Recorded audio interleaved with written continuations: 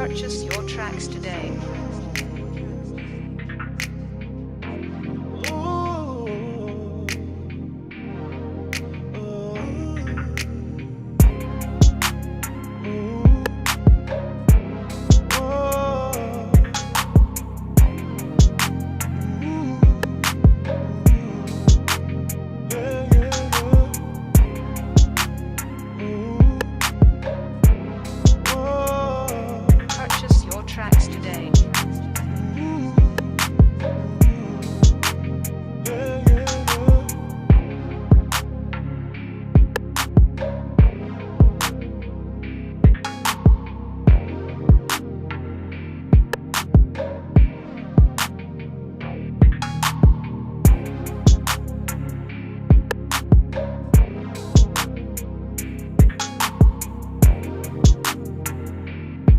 Purchase your tracks today.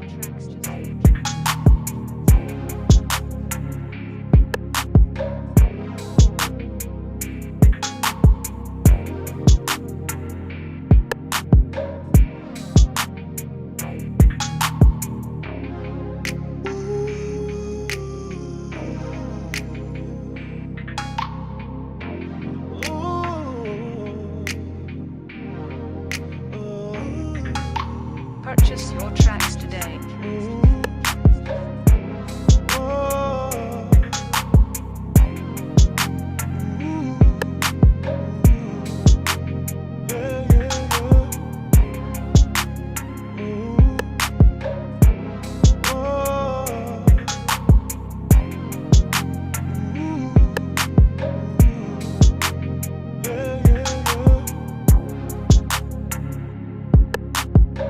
Purchase your tracks today.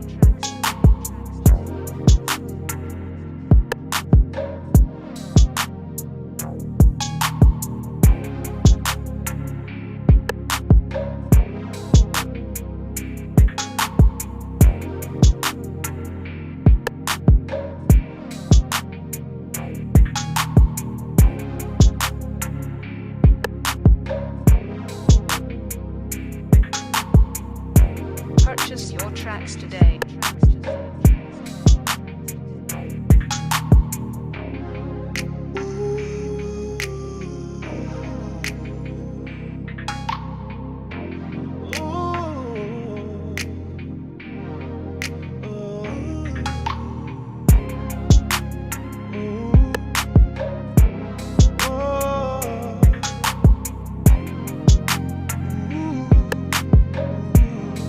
Purchase your tracks today.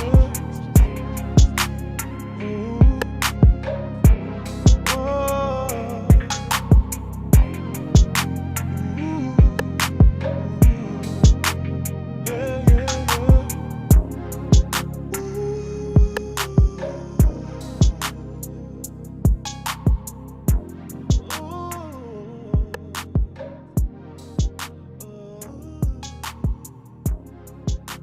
Purchase your tracks today.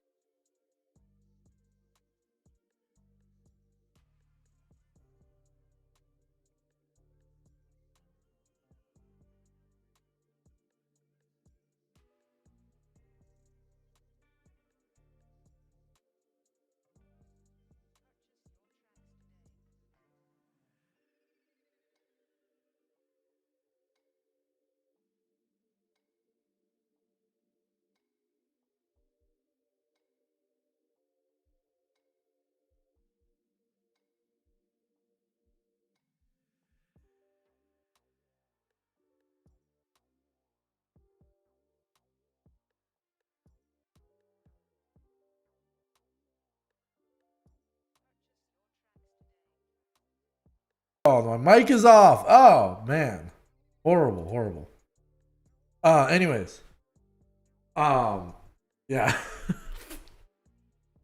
See, this is why I don't have anything planned out because I gotta get used to it. Anyways, Crypto Hustler 101, your guide to cryptocurrency. Hope you guys enjoyed the last giveaway I did. I'm gonna start making more dedicated time slots for streaming. I appreciate you telling me that I hear my voice and I just saw it in OBS. Yeah, so yeah, I'm definitely gonna calculate more stuff better here. But that's the whole point. This is a trial run with my new office. I'm usually pretty spot on, but in this case, I fucked up again, just like the last one. But hey, anyways, so the giveaway was amazing. I had a good time. Everybody had a good time. Did not anticipate it at all. It's definitely something I want to do in the future, but kind of planned out and a little bit more spread out, I guess. Anyways, I got everybody in there still, just in case, you guys are gonna be in there possibly, but who knows. Anyways, so I did want to jump into something right here. So EvolutionLand is the game I play. This is from the creators Darwinian Network. We're actually going for a crowd loan right now on Crab Network, which is Kusama based. So you can check out Crab Network, PLO, Darwinian Network on Twitter. Definitely check them out. They're the creators of EvolutionLand. They use the scanning tools for Substrate, Subscan, and also making other products as well. So it's definitely be something to look into. They have the metaverse aspect pretty much down, but they're going to be upgrading their visuals. Obviously, the concept's pretty simple right now, but it works for me.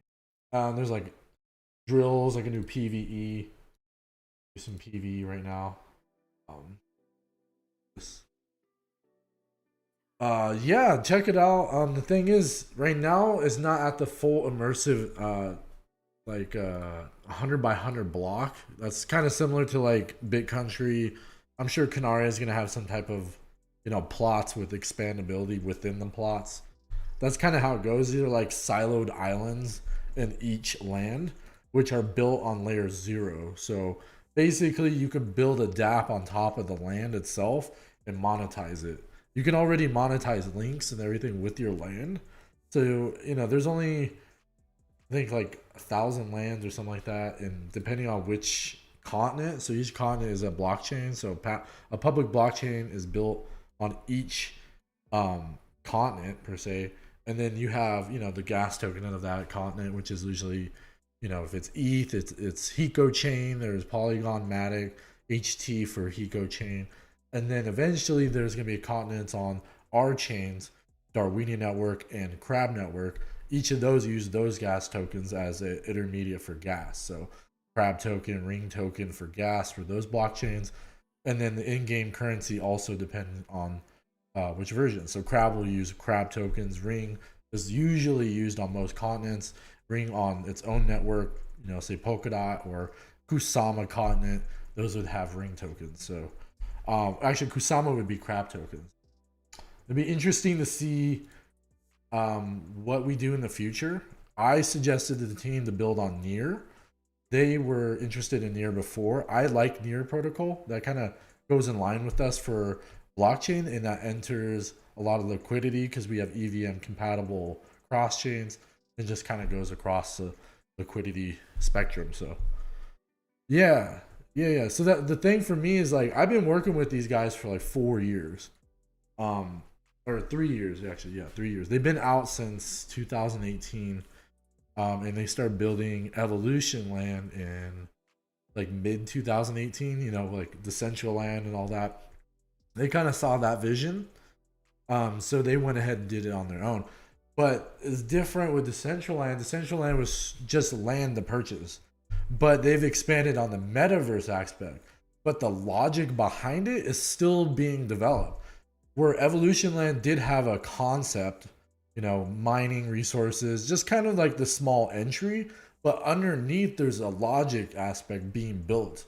So when in turn, they can just focus directly on the metaverse aspect because all the logic is already built. They just adapted to that particular whatever the code is. If the contract's already built, you can deploy it on other chains because all the research has been done. It's been hardy tested, it's been audited and everything. Where Decentraland focused on just the land, right? And then depending on which game, some are like construction of the land, right? But the logic behind it is kind of minimal.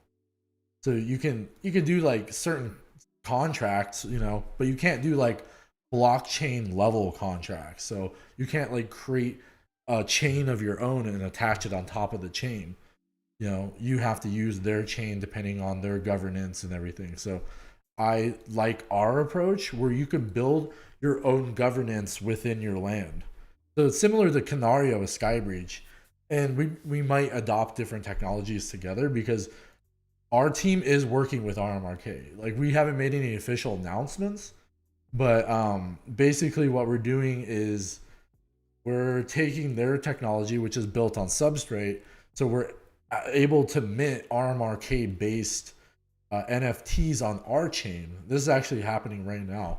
So with our hackathon, we're going to start implementing more RMRK, other NFT standards or whatever, just kind of cross paths with everybody. Our bridge is solid. Like our bridge right now is non-custodian. There's no custodial. It burns it and then it documents it across the board. Substrate in general is trying to do that, so that's kind of like these are the difference between wrapped tokens, and so it's a derivative, or mapped tokens. So mapped tokens are a one-to-one value. It gets burned on one chain and recognizes it on another chain. So as we work with that standard, that becomes less attack vectors on particular bridges. So like Polygon, or what was it, Poly Network or whatever. There's and the custodial based exchanges, like they are all vulnerable because when they start bridging assets, they have to have the right collators and nodes, and they have to have all the right people. They don't have watchers and stuff like that, like with Darwinia and like different governance, or not governance but other, I guess essentially governance with the chain. Sorry, I'm getting lost for words. It's a lot of information. But yeah, watchers, there's collators, nodes, validators, nominators, and yeah, fishermen. So there's a bunch of people, and all it is really, if you don't know, I'm sure you do know, or I'm not sure what you know, or whoever knows, but just generalize. Each of those are kind of like a overseer for each other, right? So nominators and validators, they go hand in hand. There's collators, there's the relay chain, relay chain collators, fishermen, and like all that. There's just like you're putting me on the hell again. Yeah, so this is like, okay, so basically what it is when with these particular chains and their governances, there's a lot of people in place to make sure everything is going in accordance, right? So it's what we call slashing. So when people, say their computer's unplugged for a couple hours, the internet goes out, they start getting slashed at a certain point. It may not be a couple hours, it could be a day, depending on their governance, right? It could be 8 hours, depends on what they choose to consider slashing them, because they're not online validating the node. When they're validating transactions, they make profit, they make money or currency off the transactions they're validating, and then it goes down a chain of others to overlook that particular transaction. But it happens so fast, the validation process, that they're keeping it a certain speed within reason for security, right? If they over leverage themselves for speed, a lot of times they lack the security, right? So the best middle point is having enough transaction speed and still having the same level of security, if not better, as a standard, because you're overlooking so many steps, or not overlooking, but you're overseeing multiple spots in the chain and the transactions, but being able to speed it up, right? So what Darwinia does is, for cross-chain, they use a super light client. So basically, they use this called like Merkle tree. It basically reads the transaction within a certain amount of blocks. And within that certain amount of blocks, it gets documented into the one transaction, stating that it's already been confirmed across multiple blocks. So the confirmation process is much faster, but still secure. So that information is the metadata that gets put into the main transaction across the chain. So or cross chain transaction. So when it goes into another blockchain, it still has that metadata that was included in the block. So all the information goes forward in a very short, compact way in comparison to being like, oh, your transaction needs 1,000 confirmations, and that's only on this side, right? Then it's that side and needs all these confirmations. So we're making it so it's faster to read these transactions, especially cross-chain, and being secure at the same time. So it's like we've been focusing on like the bigger aspects of cross-chain, right? We're like, what's the secure way? If it's gonna take longer, that's more important to take longer and secure than it is for fast, right? So then we just been speeding it up and figuring out, okay, we can do this so much in one transaction, whatever, you know. That's the biggest play when it comes to our chain. I don't know. I haven't been playing the game. I've been focusing on explaining that, but that's the biggest thing is like, and then also understanding it and like being able to like, I'm trying to simplify it. You know, it's much more complex than I can explain. Of course, I'm no developer whatsoever, but I do understand the technology. You know, I got this beat. Oh, my beat's on, man. All right. Anyways, I love this beat. Anyways, so yeah, the game wise, okay. So what this includes with EvolutionLand. So all the technology, you know, the complexities and the logic behind building these blockchains and cross chain technology is we use EvolutionLand as yeah, I don't know if I can't, my hands are slow or my okay, there it is, never mind. Anyways, so we use EvolutionLand as our tech demo. Essentially, we implement it in the game as a release of our technology. So it's a gamification to show how our technology works, right? And then we partner up with everybody because once it becomes a standard to use our bridges, there's no issue on security, there's no issue on, people can release their own tokens and everything, but the problem is that there's a secure aspect to it. When you have solo and siloed chains, you have to bridge it, right? You have to bridge your EOS, you have to bridge your Near, you have to bridge your Solana, you know. And the thing is that because they're so siloed, there's a lot of like they make their own standards and governance, you know, and those governance standards may not align with ours. But there's, when we start building bridges, we have to have a same level of truth. And so that's the thing, is that we use truth technology, truth layer, as a understanding and base understanding of what works for everyone, right? It's a standard across the board. And this is actually something Gavin Wood explained, is that it's building a standard that we can all agree upon, right? We agree that there's a certain level of security.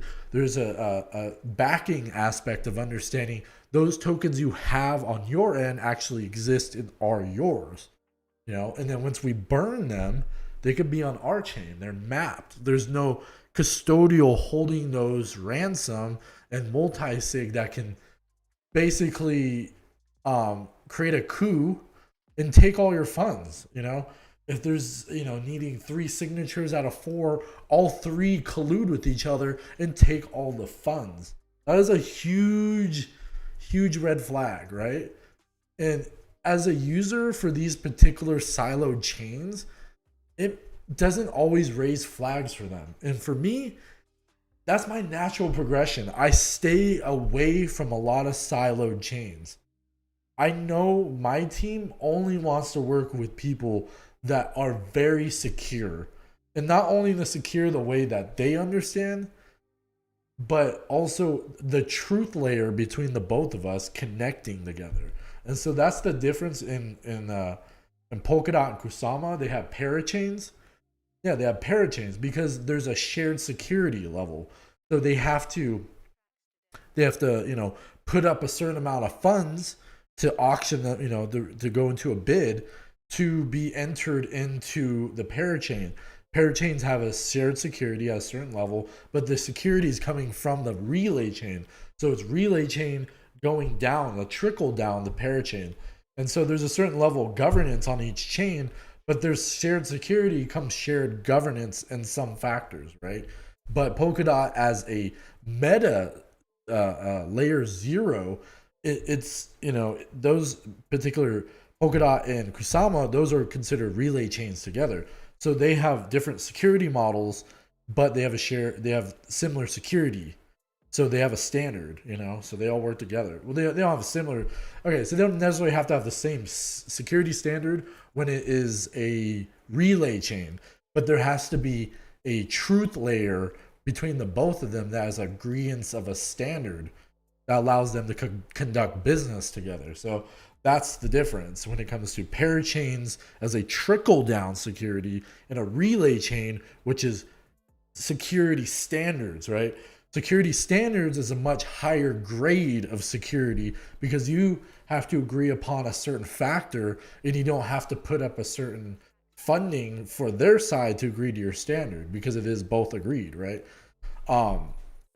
Yes, so Darwinia is okay. So where we're at right now, we've created our main net, right, in Canary, and our Canary has been running for I think almost 2 years. I think just about 2 years. We just got out of test net. I think early 2020. And then mainnet Darwinia was in a late 2020. Yeah, so it was like I think October or September we went mainnet from testnet. That was Darwinia. I don't know why you retracted your response, but yeah. No, so that's Darwinia, and so those are, so we've been building like our own relay chains within our chains, right? So the difference between a parachain is that you have to put a certain amount of capital, right? Like we're doing that right now, but the thing is, once we are connected, we will understand how to build the relay chain, right? Because when you have that connection with Polkadot, that opens up. Oh, you got embarrassed? No, don't get embarrassed. I mean, I was embarrassed what I wrote earlier too. So, I mean, yes, I retracted my information. But anyways, so the difference between is, relay chain and parachain. Parachain, you have to put up a lot of capital. Relay chain, you have to build your blockchain, right? You have to build it out and not expect someone else to build it out for you, which isn't a problem, and no disrespect to anybody. But when you do that, you are pretty much leaving money on the table, and you're also leaving security up to everybody else. So those are the two things. It's like, I don't want to say it was Benjamin Franklin. If you take you trade your security for freedom, right? So something like that per se. But basically, if you're not building a relay chain at some point, I'm not saying out the gate, then it's different. I'm gonna take this off my neck. Oh, okay. I thought I did something. Then so that eventually, so the thing is once they're built out, there's gonna be like 4 different ways people are gonna go, right? And I'm going really deep in the parachains and relay chains, and anybody can say, comment, let me know if I fuck up at all. But basically, what I see is 4 things. Okay, most of the parachains are up for the 56 weeks, right? Are probably, what are they, about halfway almost? They're about halfway to the end of their leasing period. So they have to put up the capital again, right? And they have to bid it out, and everybody gets their KSM again. But then everyone's gonna realize, what's the incentive, right? If they've already released their parachain, what other incentive it is just financially, right? If it's a financial move, if people don't see the X amount of numbers, they're gonna go, why did I put my money in Karua? Why did I put my money in Moon River? I mean, obviously Moon River did very well, but I'm just saying, for generally speaking, if Moon River decides they only want to give away like 1% of their total, because they have 10 million tokens, and what happens, what becomes the standard? Do some chains decide to become a parathread? Because it's a toll system, right? So you have to pay as you go transactions based in their currency, right? But what value does their currency have to exchange back into their chain when they receive that particular token? So does that token hold valor without a bridge? Do they receive it in another form? Like, you transact Moon River, or not say Moon River, but we'll say, one of my favorite chains, like Staffy. Staffy decides to be a parathread. Okay, Fist token has no valor because there's no XCM or whatever transaction, or state mine or whatever becomes a standard for tokens. If it's RMRK, or not RMRK, but whatever standard for tokens become, that's just the reality. And so you teleport your Moon River to KSM because it's I keep on saying Staffy, as a toll system. So like, I don't know the full extent of it. I'm sure more people know what happens at that transitional period, because I thought about parachains a long time ago, right? Way before this all became a reality. We were just trying to get, or seeing Polkadot run off pseudo, like take off pseudo, like take off the super controller of the super user of the chain. Once they did that, that's fully mainnet, it's fully decentralized, right? Once the pseudo key is removed, nobody can change shit, right? So what happens afterwards? There's either four. Okay, I'll just get to the point. I'm fucking rambling. So the one becomes a relay chain, right? Actually, there's one on top of that. Before we say relay chain, the first one there is they become a common good chain, right? So common good chains in general don't have tokens, right? This is why Polka BTC didn't become a common good chain, because they saw enterprise, right? They're like, well, we can fucking make money off this. So they went with Kintsugi, right? Kintsugi is a token based bridge, which isn't a knock on them because we have that too. But they were originally Polka BTC, or not Polka BTC, or is it Polka BTC? Whatever, the freaking cross chain, Bitcoin cross chain, right? They are not a common good chain because they released tokens. So like Snowfork is a common good chain, right, for EVM. And then Frontier, I believe Frontier. So yeah, so those could be used, and I could be wrong. I believe Frontier was one of them, and definitely Snowfork. No, Snowfork's EOS. I think Snowfork's EOS.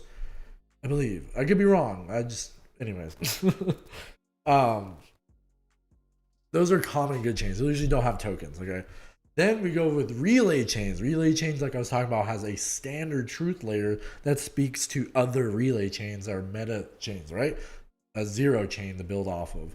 So that would be Polkadot, that would be Kusama. Those are meta chains. And then, because they don't, I guess you consider Darwinia meta chain at that, but for me to say otherwise, I had the thought it was because you could do actually, no, that's not true. I don't believe you do smart contracts on mainnet. See, that's the thing, is that we use smart chain or smart contract EVM compatible chains, like with MetaMask, to okay, all right. I think I'm getting it. I made a realization. I don't think we have smart smart contracts on Darwinian. Maybe we do, maybe we don't. I don't know where we're at. But to me, that would differentiate between a meta and a layer one, right? Because a smart contract is a contract on top, right? Metadata would be like arbitrary information such as accounting, holding, accounts holders and all that. Like nothing crazy to sign, right? Just transactions. So that's kind of the substrate base where EVM allows for uh smart contract based, but it's not always, like substrate can have smart contracts. It's not incorporated with that, but yeah, that's interesting. But anyways, so that's Darwinian network. But anyways, yeah, so I said God, I'm getting used to having this set up, so I might be like a little fucking out of it, but so what was I gonna say? Okay, relay chain. Okay, common good relay parachain. Right. So they people. Okay, now I'm going back. I almost lost my fucking train of thought. Um, Parachains is a paid for system, but upfront, loan necessarily or bid, which then gets returned. Right. So there's you don't lose your funds. Yeah, yeah. I'm just like losing my fucking brain. Right. Like, oh my god, my voice echoes. I have a fucking office. You can see my house. Like, it's awesome. Anyways, the parachains, they have to crowd loan the funds, right? And once they crowd loan the funds, then it comes back. So there's a certain amount of money that goes in, comes back. Everybody gets their money back. Then there's parathreads, right? Your money is gone, right? It's a paid for service. So what use case can this be, right? People, okay, so I would think, say they want, and it doesn't even have to require money, right?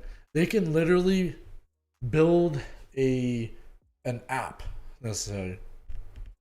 Okay, thanks. Um, they could build an app, right? That's no transactional cost, right? No, it's just literally just arbitrary information. Say, in my mind, I'm thinking like the NFL app or like paid for TV service, right? These all could be a parathread. Parathreads don't require too much and it don't require fees, right? It could be a feeless blockchain that essentially is a presentation for applications, not necessarily dApps, which essentially they will be dApps by nature, but they'll be like an app format where you just sign in with your Web3 information, similar to email and password, but obviously it's not. And it can be, um, you can have a self ID, right? So it identifies you with your actual information, right? Your license or your whatever information that is logged in, but it's secure and it's decentralized. So you can use these blockchains to connect with pre-existing technology, Web 2. So you can use it as an entry to access your Facebook, your medical information. You can access your, um, yeah, I mean, or like housing or whatever, whatever you need that's like kind of arbitrary off information that's not necessarily necessary or necessary. It doesn't need to have a fee system, right? So that's the beauty of Substrate. Um, you don't have to have a token. You don't have to have transactional cost. You can have those things. Yeah, exactly. So you can build without fees. It could just be an application, yes. And then because there's a certain truth layer, right? Because that's what the relay chain is, right? When I was talking about you have a truth layer between Web 3 and Web 2, you can have shared security, but you can still use your Web 2 application. So you don't give up security to connect with them. You have a kind of you have a firewall on your end to be like, you can show a certain amount of information. Say if you got pulled over by a cop, They don't need to know where you live. All they need to know is how old you are and what your name is, right? Like just arbitrary information. Or yeah, necessarily cops, but actually my example would be is when you go to the bar, right? You don't need to show where you live, right? Your ID only needs to show how old you are or what your name is. Not even what your name is, just how old you are. Your requirement to go to a bar doesn't mean you have to give up any other information outside of your age. So this is where these kind of firewalled security measure or security level is you have self ID. You don't need to prove your identification. This is a certain standard of security of your information that allows you to conduct yourself without giving up more of your information. They know this is you without any doubt. Like it's on the chain, right? So on-chain truth layers is very important. And this is what is going to propel us for the future to still own our own information, right? Our security is very important. And it's so important that because that is the most expensive thing in the world is information. That's the most valuable. It's more valuable than oil, right? And oil is huge. We literally fight wars because of oil, right? So what's the newest, what's oil? Yeah, on-chain truth layer, exactly. Is it literally identifies the transaction based on truth and not trust. That's the biggest problem we have in our times is trust. We want to trust, and it's our nature to trust, right? Because we're a nurturing species. We're a nurturing species by nature, right? So we want to trust, we want that, and that's the truth, right? For us. But why not add another security level, a standard that everyone agrees upon? And it's not like we lose anything from it. We're not like giving up any security. I can't trust these hoes. Yeah, exactly. You can have sex with a woman and all she has to do is give her age. Like illegally shows her age. Like I don't know. I mean, it doesn't matter for me. I don't, I can tell when a girl's like 18, or at least 21, at least 21. Cause I was a little bit younger dating girls and that were much younger. And it just doesn't work out, man. There's just like a missing gap. Like today, I literally had an argument with like these older teenager, maybe young 20s. I was like walking out my house. I saw someone parked. I was looking. I was like, okay, I think these guys live here or whatever. And then I was looking or whatever. And I was like, why are they looking back? Like they tilted their heads because my car was over to the left. And I'm like, bro, like what the hell? And they started waving at me. And then I got this big ass argument with them. They're like, and we're this and this. I'm like, you are white. Like I'm not racist against white people or black people or Hispanic. It doesn't matter, They looked white. They could have been Hispanic, but they kept on saying the N-word. I'm like, bro, you are white. And he goes, you live in this state. Or he goes, you live in Idaho or from Washington or whatever. I'm like, we're in Idaho. Like, you guys are not gangster at all, bro. Like, you act like my teenage nephew who don't live with us anymore because he is like that. He thinks he owns the world. I'm like, bruh, like, I don't want to have to go fight people. I'm like 30-something, bro. Like, it's stupid. Like, I'm not scared of you. I'm not trying to scare you. Like, it's some bullshit, bro. But anyways, but yeah, the certain layer of truth is very important in all categories because that's the standard we want to have.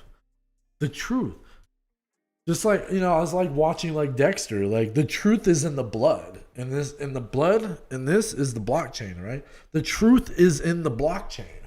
It doesn't lie. Like all you have to do is look into it. I know, right? They're just like, and we're this, and like, I'm like, bro, this is embarrassing.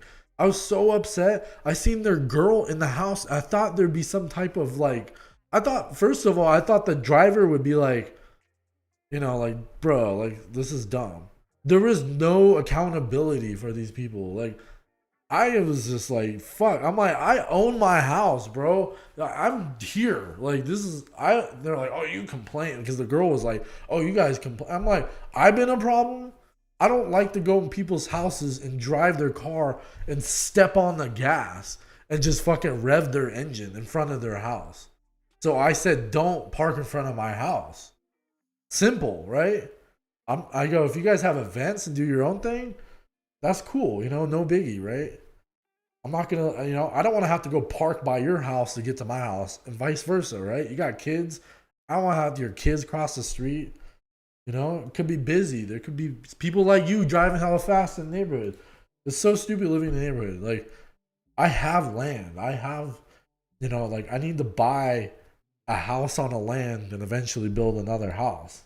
I can get the fuck out of this area. Like, but city, I mean, it's kind of city, whatever. It's just annoying. It's so annoying to have neighbors. So bad. But yeah, so I'm switching my accounts here. I got so many accounts to play. I just kind of play with them. I'll probably talk more about this at some point, but yeah, that's the reality, man. Like, we have to have truth layers to kind of go back on that. It's just a standard level for everybody understanding each other. I mean, and the thing is, things like that could, I mean, I would hope bleed into the real world, right? Because you could say whatever arbitrary information, and the thing is people could process information on the chain and kind of just add information, right? So that's another thing too, is that people could just add information. So having that truth layer is very important. Just for the success of blockchain in general. Like, I mean, Solana, yeah, Solana does 1 billion transactions, but so many of them fail all the time. And you have to have so much capital to be a fucking node. Like, you have to be rich, you know? So only rich people are going to be running Solana. And the people that actually use Solana are going to be siloed in, right? It's a silo chain. Like, to me, it's kind of scammy. It's kind of scammy in some ways, right? Like, unless we have some type of bridge that actually can get you on and off their chain that's decentralized, I'm not fucking with it. I don't care how high it goes. I'm not fucking with it. Like, I have shit on there. I've used Solana very minimally. I have tokens that were basically forked like 3 times and they ended up on Solana, right? So I can sell them on Solana for USDT, but I still have to go into SOL to get it out. Oh, being a node. Node is like, you know, like, say, like Bitcoin, right? So Bitcoin, you know, you have a pool, okay, or node or whatever that everybody connects to and validates. You know, a node is like, it's like the hub for the chain, right? In this case it'd be a validator. So they're like a validator node. So yeah, so you basically just do transactions. You have to be, you know, in Solana, you have to put up a ton of money. It's getting really hot in here. I'm like moving around. I'm like, oh, bro, it's getting hot. Well, I leave my house sometimes. It's so fucking hot. It's actually cold today, man. So yeah, this is a transactional. So you node, you know, use your computer, except for in this case, you like stake a certain amount of Solana. So you put up a bunch of Solana to become a node, right? So you stake it and you get paid for validating. That's what I was saying with Substrate. With Solana, yeah, same thing. As a validator node or whatever. Yeah. Over elaborate. That's a problem I have. Just let me know. I do over elaborate sometimes. It's when no one says anything. I'm like, everyone's just, you know, I'm like asleep at the wheel essentially, and they're like, okay, wake up, let's make that turn. So yeah, just let me know. Yeah. So yeah, some nodes. That's the biggest thing is like they have to have big money. And it's the same thing. It's like Binance chain. Over elaborate. That's what people tell. That's what my girl said or ex. I don't even know what they call her. I don't even know what they call her. To be honest, this is weird. This is a weird phase right now. But, uh, um, yeah, over elaborating. I yeah exactly. Well, yeah, exactly. I it's only over elaborating when people feel like it's taking their time, right? And I'm not trying to take their time. I want to pass time with them. There's a difference.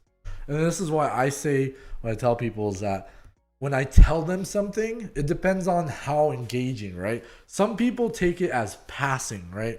Passing information. You're just like, hey, this, and this, and this. Sometimes it's just saying it at the time. It might not have not necessarily any valor, but any weight that someone needs to, you know, elaborate for them. They don't understand or whatever they need to know what you're saying. But some things have value and valor that need some weight to it that comes off as passing for other people. So they're like, "Oh, I don't remember what you said." It's like, "Bro, I told you this," and it has no importance to them. And I'm like, "What the fuck?" Like there's no justice here and there's no validation because they're like, oh, I don't remember. It's like that sucks. Sometimes I actually have conversations with people, not I mean only people, some people, and they forget. It's like my brain is like I try to remember everything. And that might be, it's not a bad thing. I don't think it's a bad thing. I think it holds merit for me to remember things even though it might be minimal for other people. I'm like, I need to remember this because it has some importance. People putting any time into me, I feel appreciated, and I appreciate them. So it's like, why not show that back to them? I live in a full cup life, not just half glass full, but that's my optimism. But because my cup is so full, I tried to give everyone that love and time, right? I try to give everybody time. Sometimes it's too much, sometimes it's not enough, right? And some people consider it not enough, even though it might be just enough, right? But they don't think because they want more different types of time that's passed with them, right? It might be something specific. It might be hanging out, watching a movie. It could be having long conversations or, having sex with your girl or having some adventure with her or something. And the difference is that it, you passing time with her is different than her passing time. Like it's kind of sucks. Some people see it, like, and with a friend, with a homie, I'm realizing the time passing is different, right? Because it's not about a relationship. I mean, different type of like guy to guy, plutonic homie type relationship. Not, what I mean. Passing time with them is memorable, right? You have some good times with your homies. With a girl or girls or party, like it just depends. It just depends. It depends on the person. Like for me, I'm heterosexual or whatever. Like I love women. I'm flamboyant also. Like I'm like, oh my god, and I tell everybody, man or woman, if they're beautiful, like, oh, you're beautiful. Like we went to like the gay bar and stuff. I tell them like, man, you're so beautiful. Like the drag queens and all that. Man, they're beautiful people. You can see them shine. You can see people shine, and it doesn't matter what gender they are or what they are. Like you see the beauty, and that's what I try to do. I try to boast people like, man, you're amazing. You're so good at what you're doing. It sucks when people try to take you down. I'm like, what the fuck, bro? Like I'm out here trying to give my energy, like, because I have so much of it. People like tell me like, oh, you're so loving or whatever, so generous or whatever. It's because I have so much of that. I have so much love in my heart. I have so much like time on my hands. I got so much financial prosperity. Like I have to share with the people. You know what I mean? Like my A1s, I share with them all the time. My people, my number ones. Whoever's around me that's like trying to help me, right? Some people, they might not help me in a certain way, but others do. You know, like, it's whatever. Not everybody's weakness is my strength and vice versa. You know what I mean? Uh, it goes all ways. So it's cool to have a circle. I didn't understand that before. I've been kind of by myself solo for a long time, and then, start dating people, and then their families kind of come in my circle. And then eventually it's just like kind of seed out the good ones and the bad ones, and you manifest what's good. I try to manifest whatever is good in my life, and I hone on that, right? People try to knock me for my passion. I'm like, bro, like, I'm up here trying to boast you. You're trying to knock me down? Like, the fuck? You got me fucked up. Like, I'm out here trying to help the good, man. Like, I try to give a smile for people. And I know I can't do that. I can't make everybody laugh, but I try to, I like to have fun. Because when the party stops, they're like, oh, and then you realize you gotta grow up. No, the thing is, the party doesn't have to stop. You just don't let the party take you over, right? Sometimes you need to slow down. Sometimes you need to take time for yourself and heal. Uh, what can I do with all my free time? I want to gain knowledge in my life for a minute. Now says just learn. The thing is because you have so much time, if you have a little bit of financial aspect, put it into something that's gonna grow or something. Whatever it is. It could be stocks. It could be whatever. It could be literally buying stuff to sell it. When I turned 21, I started selling computers. I sold electronics. I learned everything about laptops. That's all I did. I did that for 10 years.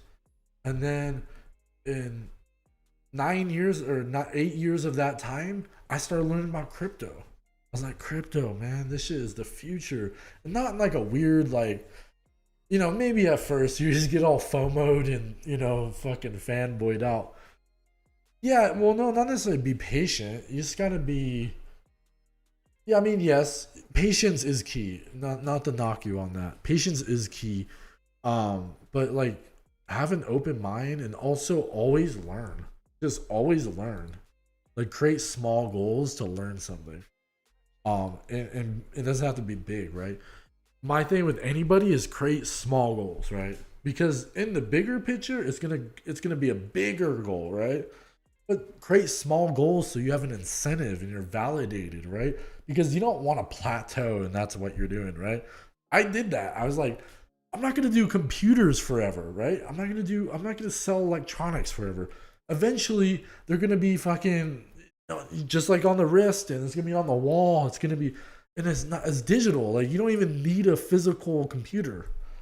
Like, the paint, you can paint a fucking TV. Like, it's gonna be the end of my days at some point, right? So I'm like, I gotta pivot. And the thing is your brain can pivot at any time. You could decompartmentalize anything you learn. If it's bad, it's good, it's a weakness, impatience, stuff like that. Like, you could break your habits. You just have to have mental clarity. Take time to heal from your past if that's what it takes. But also have some incentive. That's the beauty of life. That you can have an incentive without slowing down your process, because you have to be mentally fit in this world, and physically fit is important too, because it helps with the mental, and that's where I need to get back to as well. But my mental fitness is so important. Super. You're addicted to smoking weed. I mean, the problem with smoking weed is it becomes a crutch. That's the biggest problem with smoking weed. And I always practice not having crutches. That's the biggest thing in life. Always practice not having crutches. Like, if it's because you're stressed out, don't always have weed as a coping mechanism. Coping mechanisms they become detrimental. That's the problem. Having mental clarity is important, right? That's right. I mean, yeah. I mean, I get it. It's not like I haven't been there.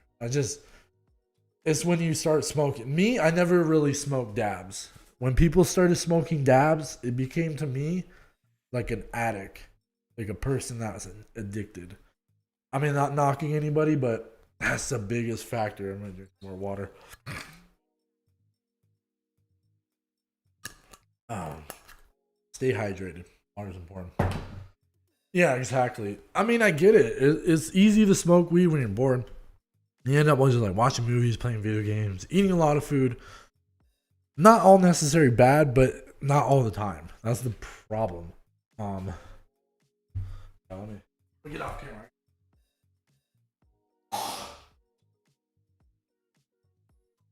camera. Anyways, I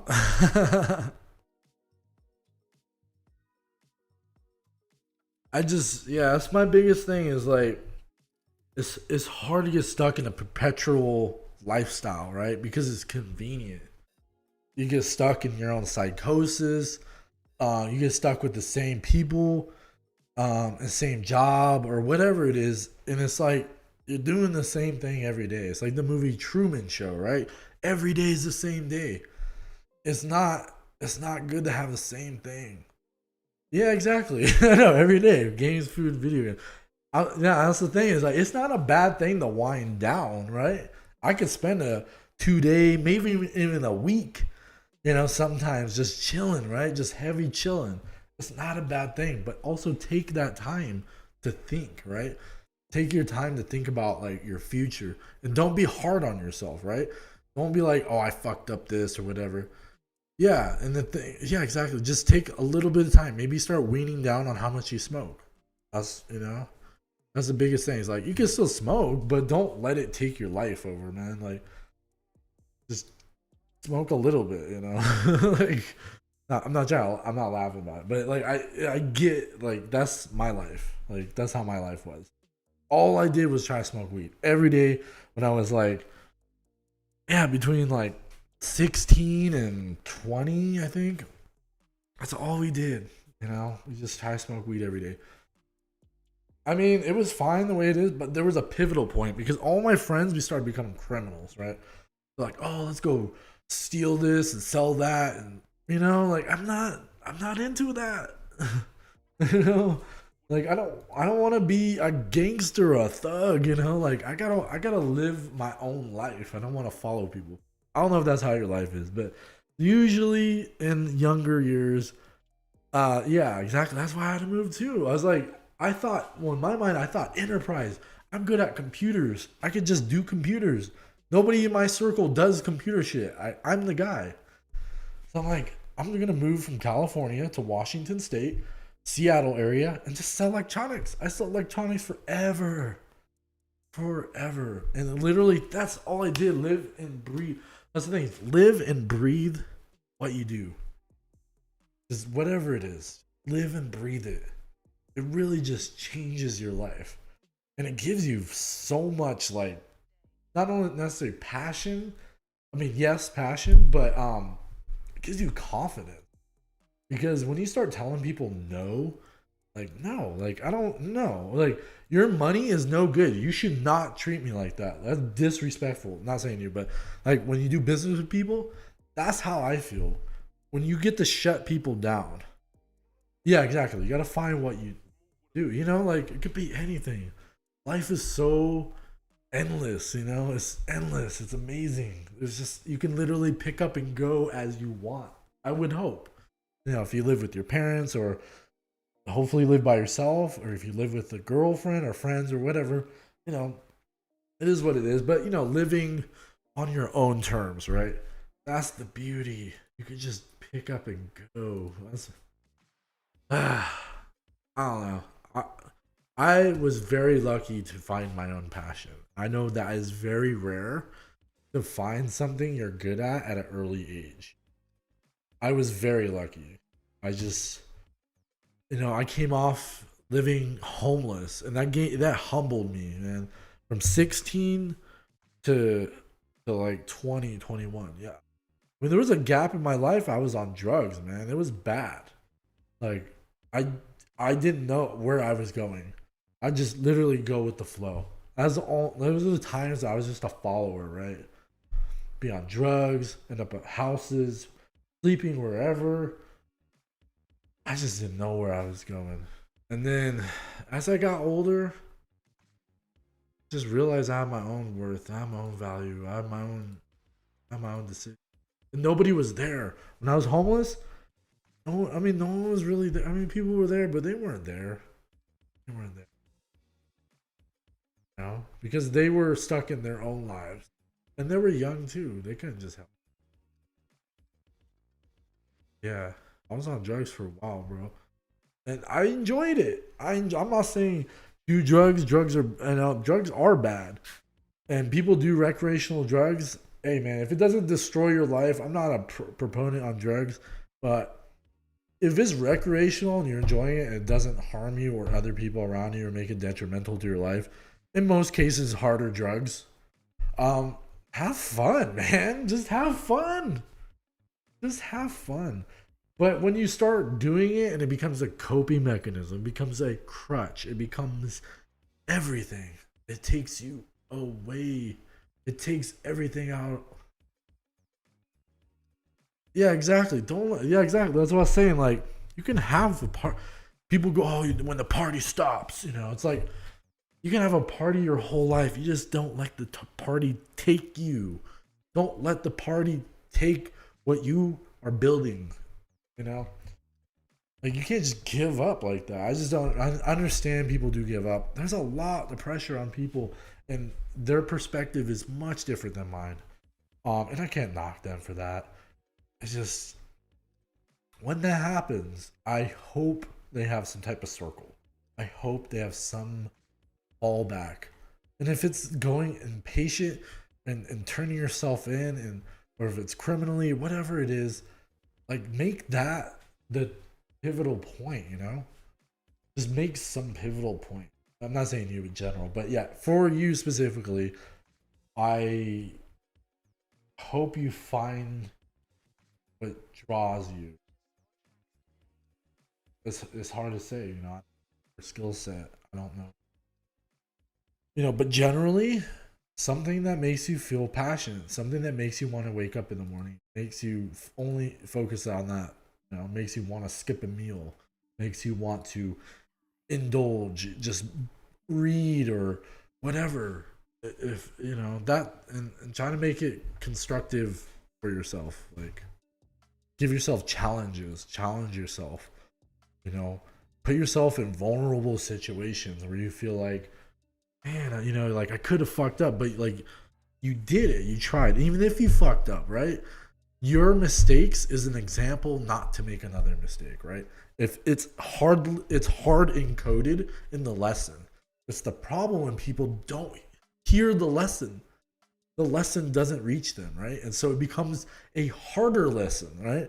People end up possibly dying. That's the worst case in there, obviously.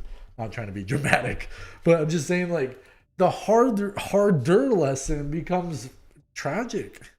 Like, hear it. You gotta can't be asleep at the wheel.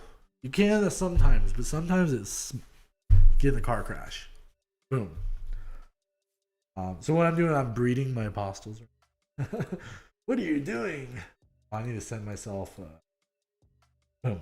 Approved. You've been approved. So yeah, that's the thing, is like I think about shit. I'm lucky. I'm so blessed. I have the time to think all the time I want. I don't always sit there and think. And sometimes when I do, I don't go to sleep. I won't go to sleep for 3 days. I won't go to sleep, or I go to sleep, I barely any sleep for a week. I get crypto fever and I'm like, oh my God. I mean, it's not as bad as it was when I first started, but the information is just like, oh my God. You go down rabbit holes, man. Rabbit holes of information are the best. And I don't read books. I want to read books, don't get me wrong. But I don't read books. But I do want to read some. There's some books I want to read, and it's usually financial based. But that, to me, I am geared towards finance. I can't breed.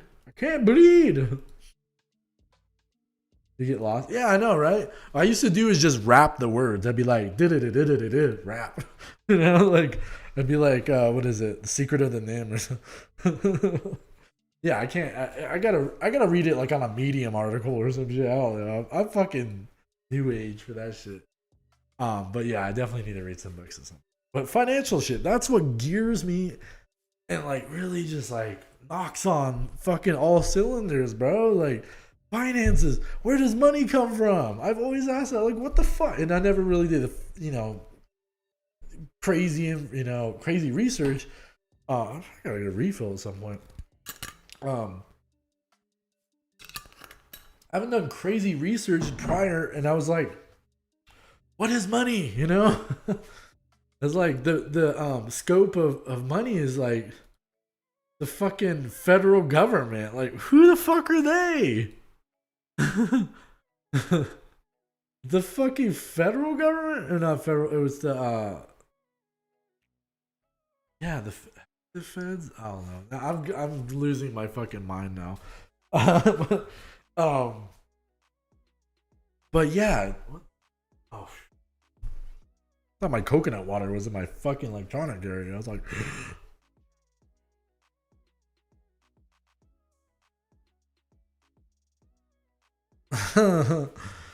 hey, that's the biggest thing. The thing is, you'll eventually know when you don't want to smoke, right? It usually goes between it causing you to lose focus. That yeah, because like if I sat there and I was high all the time, the begin I don't. Hard to say, man. I would, Rich Dad Poor Dad, Sin is it Zoom or whatever the fuck Sin Zoom, the Art of War. Yeah, the Art of War. Art of War is important because it builds some character of understanding tactics. Rich Dad Poor Dad teaches you the difference of a different mindset too. And then there's another financial book that's more of just straight up like taxation. Is like, yeah, Sun Tzu, the Art of War. So,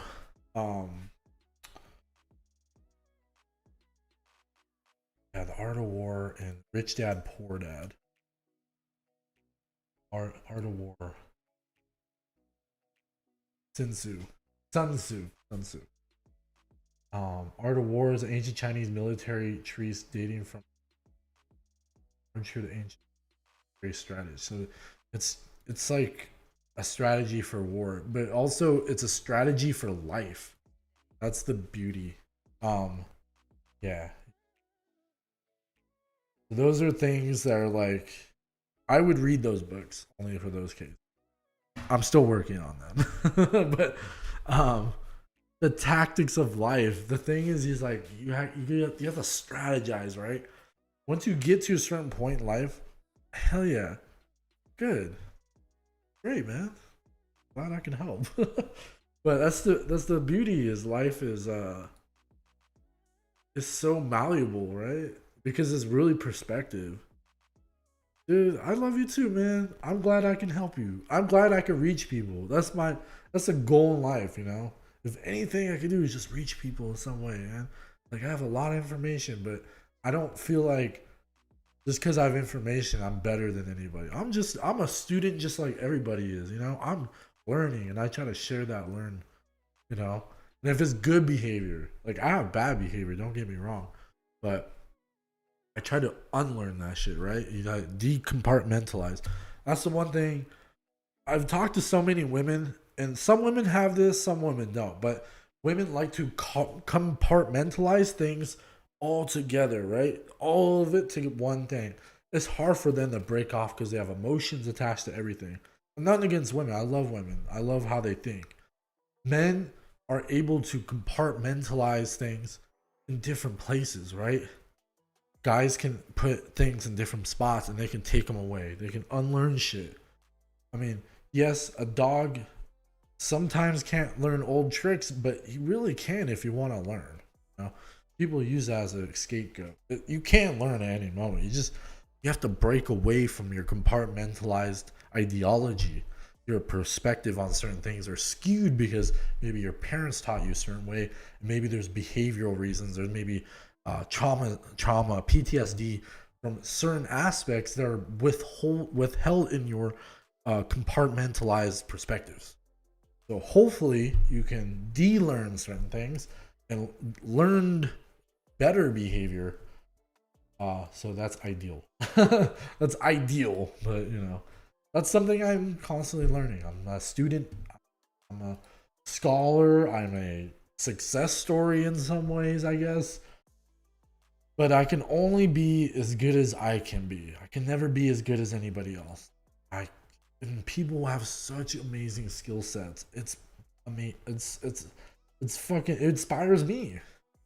But some people want what I have, and I would hope they're not coveting. There's a difference. I don't want to covet for say, oh, I want that because kind of like a hating kind of aspect.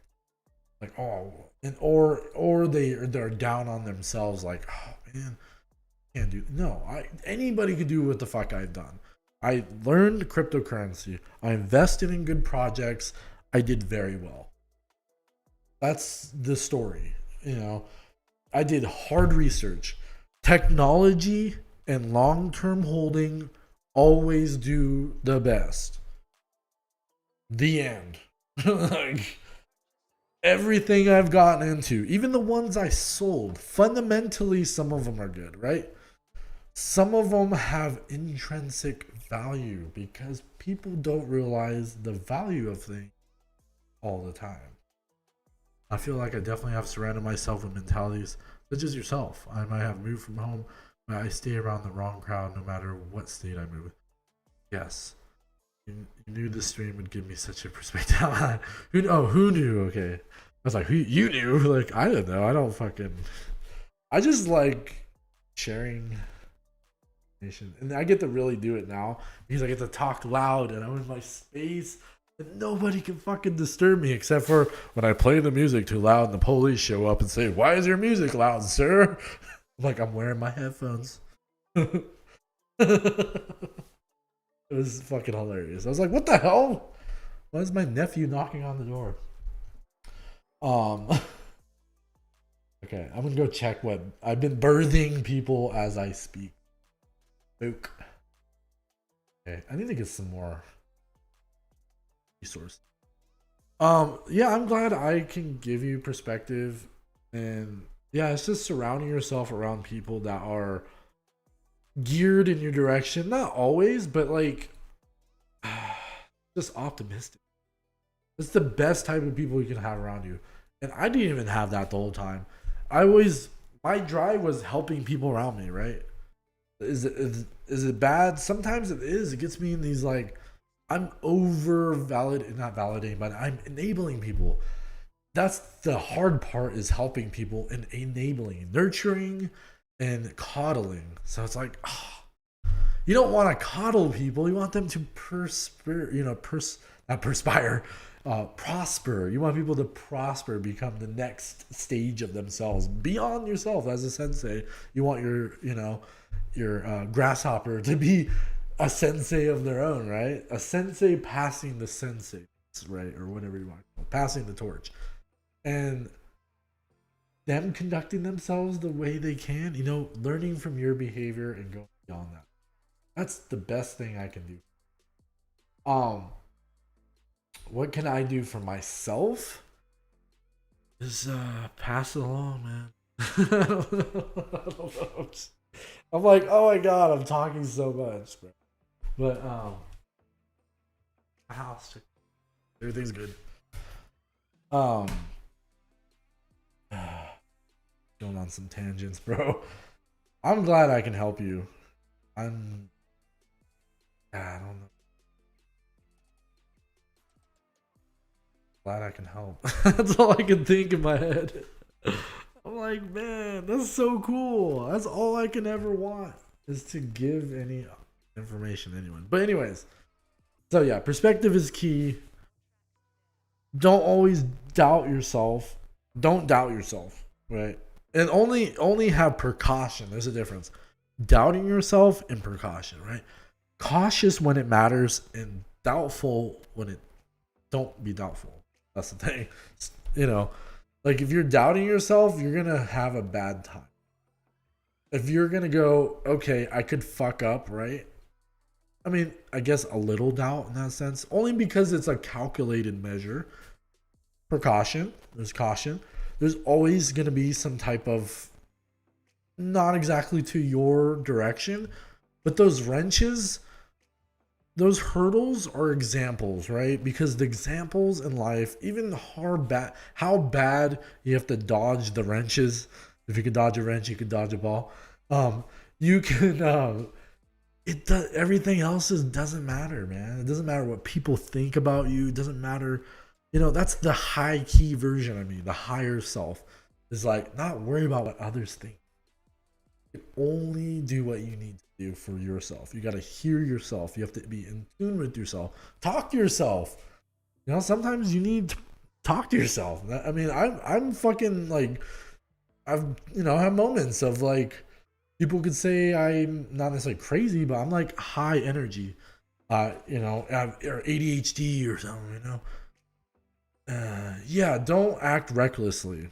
And first instinct, yes, but also be cautious. Those are two. Don't be, instinct is important, impulsiveness is a problem, but also can be lucrative in some ways. I mean, being bullish but cautious. Like, you know, I'm bullheaded. I'm an Aries. I'm like, I indulge. I am enamored. I am, yeah. So take risk, right? So it's not necessarily don't take risk. Um, yeah. Thanks, Ghetto Crypto. Yeah. So take risk, right? So those are the overextending. Don't overextend yourself all the time, but sometimes overextending yourself can give you just that little push in life, because those perspectives are sometimes skewed based on your bias, or because your doubt, and or because of the unknown, right? Because that's pushing yourself. So those little 105%, 101%, like you see on the other side once you've done it, right? You're like, okay, I can do this again, but I can change it in a way that's more fluid, right? Because sometimes you do things in life and it's like you go, you know, you want to go through A through B, but then you're like A through fucking M, you know? And I was like, why did I do it like this, you know? And I hope you can learn from your example. And sometimes you can learn from other people's examples. Sometimes, because some has no accountability for your life, because you can't have any perspective on how they did it. But sometimes you can learn from people's examples, and that is really key, man. Like, I try to. Not everybody's like me. So I'm like, it's hard for me to follow others, but I try to take people's advice when they do. But sometimes they're just like, bro, listen to yourself. Not being rude, but I'm not saying you guys, but some people in this fucking world do not hear themselves. I'm like, why are you telling me this? This is something you need to hear, not me. I'm already there. But not to knock people on their path in life, you know what I mean? Yeah, everything I'm saying is generalized, unless I say it's specific to you. But I generally speak about people and how they. And it's just, yeah. Well, good. I'm glad you understand. Yeah, it's just being human is like, it's beautiful, but man, it's a curse at the same time, you know? Because you have to like deal with people that are like so skewed. I'm like, why are you thinking like that? Why are you thinking the world is crumbling and trying to hurt you all the time?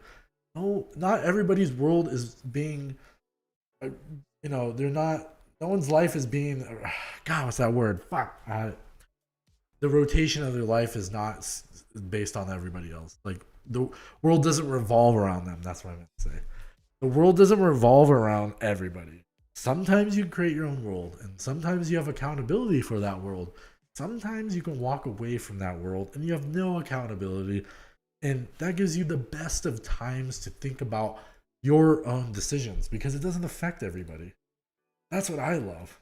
I love when I'm able to just walk away from everybody, do my own thing, right? Because you could bring that back into your circle. Doesn't mean you don't have to be a part of whatever circle. You can bring that back. And people don't see you. They don't see you. That's okay. That doesn't mean you need to push them out. You just need to find people or perspectives that others offer that may be better. That might be better. And we don't always get that. It's hard to find. But in our community out here, it's a lot easier. You know, at least on paper. I don't know. You know, that's the truth layer of, you know, not everybody's sitting there telling how their lives are going. It's real, man. Like everybody has real emotions. You know, there's some type of reason the way they are. So I can only hope that people can take upon themselves and really learn perspective, how to treat others and how to treat themselves. That's all I can think. Holy shit, I'm on a tangent, guys. But I'm glad I'm able to talk to you. Even though I'm just talking to myself, basically. No, I mean, I'm talking to you guys. So yeah, sometimes the world reminds me of Tony Soprano's. I don't. I wish I could know the reference better. I didn't really watch Sopranos. Probably should have, but I just didn't get into it. I mean, not necessarily. I don't like the. I love like Goodfellas. I love Casino. You know, maybe Godfather. I watched maybe I think the first long time. But yeah, those type of movies like the mafia type movies. Yeah, yeah. That's the thing is self-respect and goals. The biggest is self-respect, self-worth. You know, hand in hand. Yeah, that goes hand in hand. And creating goals. Yeah, create goals and give yourself. Yeah, be accountable for these goals and be hard on be not necessarily hard on yourself, but you know, like bro, let's do this. You know, like but not everybody is driven like that. I get that. It's hard. It's hard to have that voice in your head that's like, bro, you need to fucking do it, bro. You need to fucking do this. That's the thing is, not everybody's there for you to be like, you have to do this, you know, to be accountable. You have to create that accountability some way, you know. And that's the higher self that I can want for anybody is to be self-driven, right? Have the willpower to wake up in the morning, but to find that, it was hard for a long time. There would be mornings I'd be like fucking beaten down. What the fuck? What am I gonna do next? You know, and sometimes I never had a place to live. You know, I think the world's against you when everyone wants to help. Yeah, I feel it. I've had that. Of course. I mean, everyone. I would think most people have had that. But yeah, it's just. I don't know. I just hope the best for people. I just want people to make it. You know, mentally, physically, emotionally. Setting. Okay. I'm just playing fucking EvolutionLand this whole time while speaking fucking consultation here. It's like calling a lawyer for free consultation. Hey, how do I get out of this crime? They're like, well, you just send the paperwork physically and then don't say you have a lawyer, so they put your information on the bottom of the stack. You have to send it first class. They have to have signature. You know. Hey man, I got out of a DUI. I didn't have a DUI. They were stating I had a DUI. They took me in, then did all these tests. I fought it, and I don't have a DUI because I had free consultation. Yes. I'm stoic. The word. Know the word. I just have to hear the definition. Uh,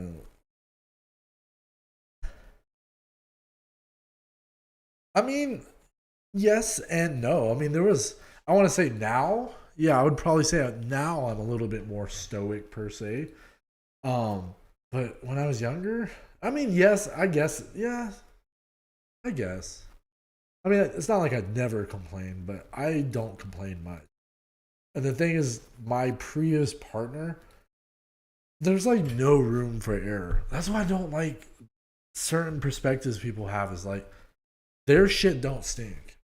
And then their room for error for themselves, I mean, yeah, they might beat themselves up, but and that's probably because, not probably, but that's the case is they beat themselves up, is that when they have error, it has there's no valor, there's no validation on their bad behavior.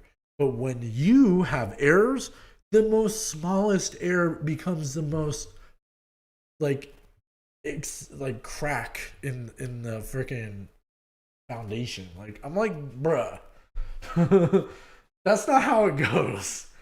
When I fuck up, that's okay. I have a lot of W's in my fucking portfolio. And not saying financially. I'm saying me as a person.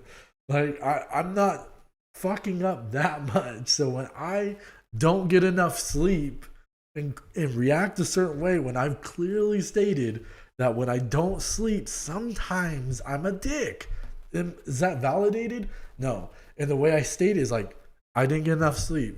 Just kind of like it's one of those. It's probably one of my weaknesses. I want to say, and I'm getting better at it.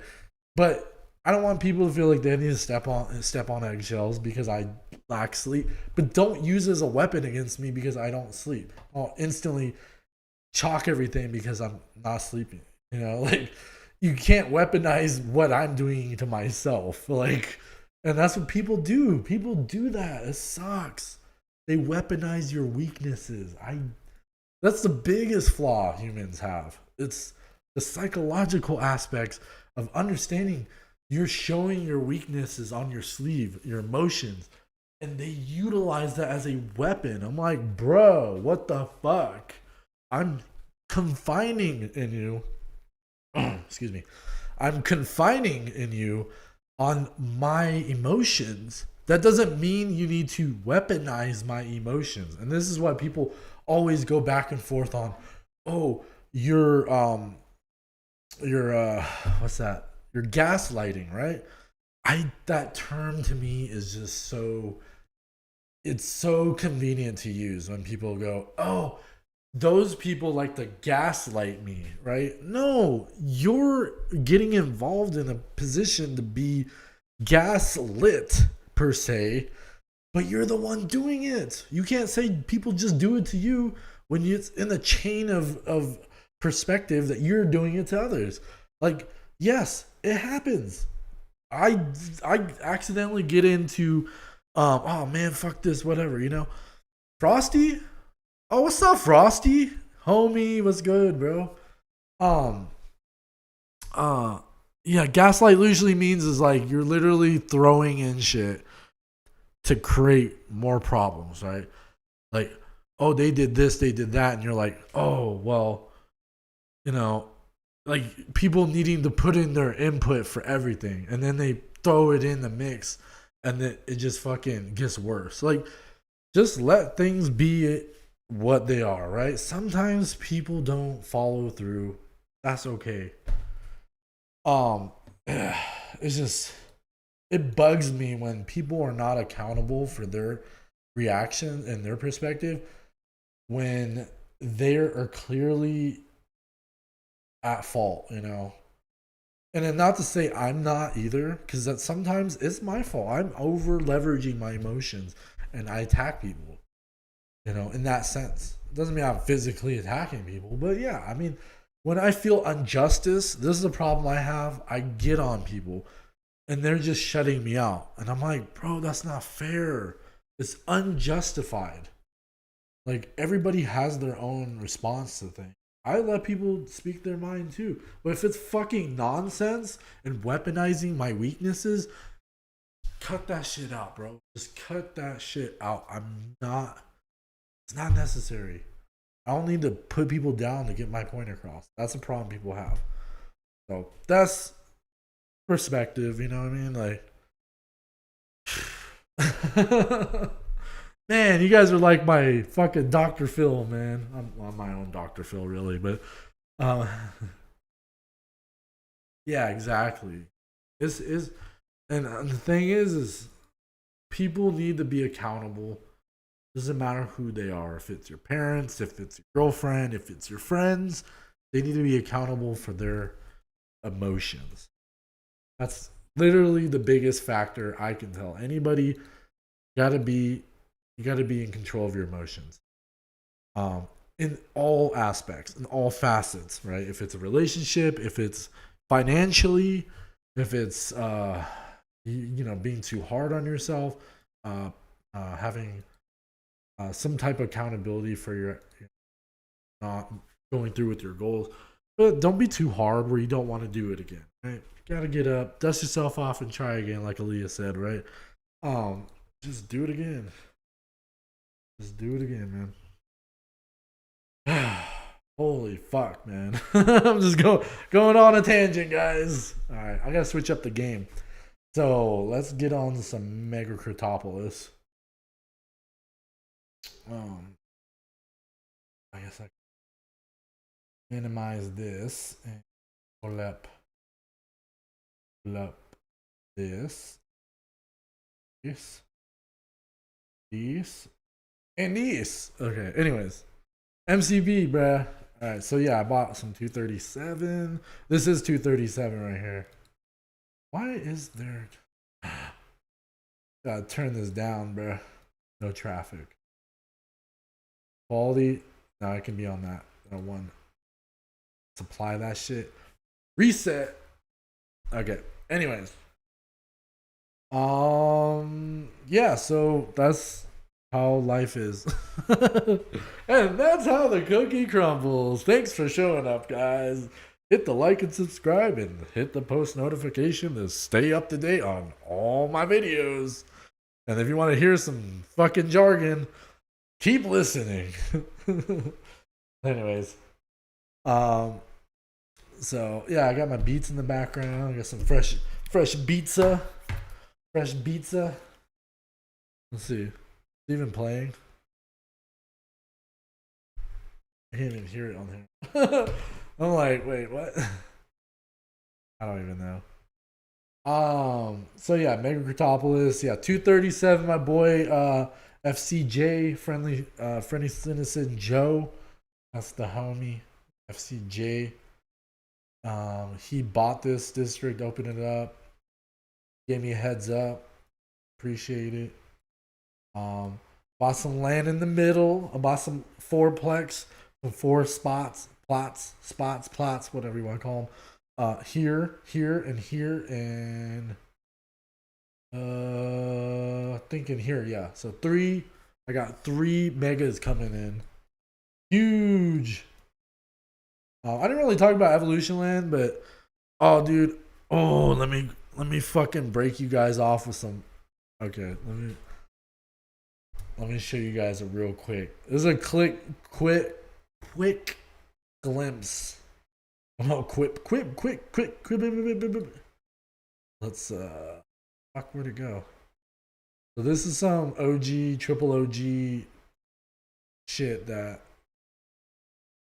bro. This is dope. This is EvolutionLand, bro. With AR, bro. With fucking AR. I'm so excited, dude. The fucking yeah. This is some secret shit. I gotta go. That's it, man. Dude, the shit they're building right now for the game is fucking insane, dude. It's insane. It's fucking insane. Dude, the 3D fucking metaverse is gonna be huge on the game. Like, the long term for the game has been. It was a little hiccupy in the morning. It was a little hiccupy in the morning, but as you go throughout the day, you fucking take some Pepto Bismol, shit yourself around noon. No, at first it was a little bumpy because the focal was the blockchains, right? So 2019, they were coming up with the concepts, right? The blockchain, building it, Darwinian network, and Crab network, Canary chain. Then they refocused back on EvolutionLand in 2021. So, or end of 2020. So they took like a year or so. Oh, it's a little blurry. A little blurry on the camera, man.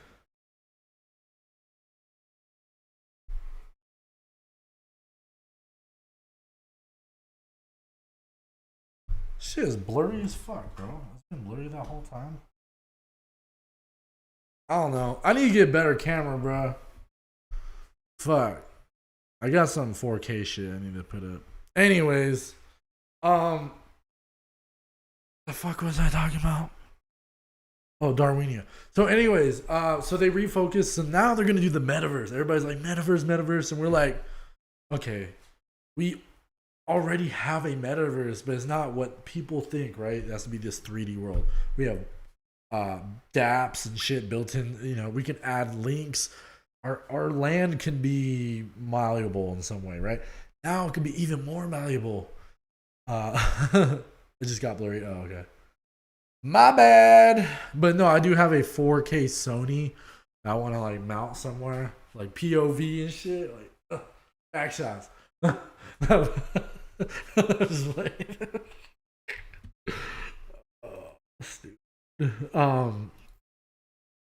And also another thing is, there's someone from our team that is playing MCP that's pretty up there. FC Joe knows. He knows. He plays this. He's actually the owner of 2 districts. Crazy. And also I need to get into Farsite, bro. All right, guys, I'm gonna show you guys some Farsite. Let's get some Farsite playing, baby. I do have a community I'm building. I'm actually building a brand, what's it called? A guild per se. My vision, essentially, I want my vision to be, what's it called? Like YGG, similar, but a lot more bigger in a different way. So I'm not trying to take on anybody, but I want to use their model and utilize it. You know what I mean? So I think their model is pretty good. I like how they're doing shit, and I want to implement that in what we're doing as on top of like building some stuff. So it's gonna be beautiful, man. Can't wait. The Farsite. This is when I pull out my legendary. Let's go. I got my legendary ship. That's not my best one though. Let's see what my best one is. Yeah, the yellow, that's legendary. These are like expensive as fuck. It's all about community. Yeah, I know, that's the thing, man. I just learned. I learned over the years. It's not showing what it looks like. That's alright. That's alright. So that's one of my ships. I need to go on my land here. I got a shit ton of everything. I got these Sakura keys. Dude, these Sakura keys. Dude, I got 2 out of 20. I own 10% of all of them, man. Oh, okay. Bro, this shit is fire. Those Sakura keys right now, cheapest one 100 ETH. Money. Like, the only one that sold was like 20 something ETH. It's fucking ridiculous. I have a bunch of videos of me opening. I dropped like 180K in this shit. Like, whale alert! I don't fucking blew whales out. I don't fucking know. Fucking whale alert. Shit. I got how long? I swear something land I need to get back to. I need to.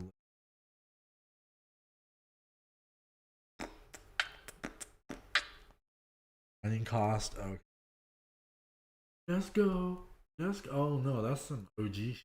That's that's the OG shit. That's what they when the people start sleuthing on the fucking chain. They're like, "What's going on?" mining setup. Oh, okay, this is my. I think it was like 16 days. Okay, 13 days is home 14109. Let's go. HOM 14. Fuck is it? Oh, which one? 109? 9? Let's go. I think I only have one of them. Second one. Yeah, let's fucking restart that shit. Motherfucker, get back to work. I think I put it on 100. 100. 100. 100. Long going. That's gonna be a while. Restart application. Drop that. I am kind of. I'm actually the in this game. I'm usually a whale in things. I just don't tell people.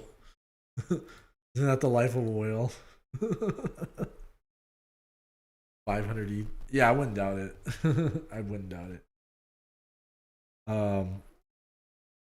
Yeah, that's the biggest thing. Is like I have a long-term feel for Farsite. Like I'm not a big person to drop a huge coin on anything unless I understand it fundamentally. Farsite is gonna do very well, but because I'm so big in the game, it allows me to share. So that's the beauty is when everything is shareable, you'll definitely see me sharing. Like it's gonna be shareable. I'm doing a giveaway. We're actually doing a branding contest for a community call. Yeah, that'd be cool. Whoever is a part of it. I'm supposed to come up with some names in a few days, so I'm gonna be hard at it probably Monday or Tuesday, just like really documenting what works, talking with the mods like Frosty. I'm figuring out Scorn and Arkill, trying to figure out what's the best, of the best, and I want the best of the best for everybody. So we got Meb. I think Meb is got Meb 46 and 9, 46 and 60, 46 and 69. Manage. It's gonna be the top one. Yeah. I don't know how long these guys. It's been a while since I hold up my head high. Okay, I fucking don't remember the lyrics. Line.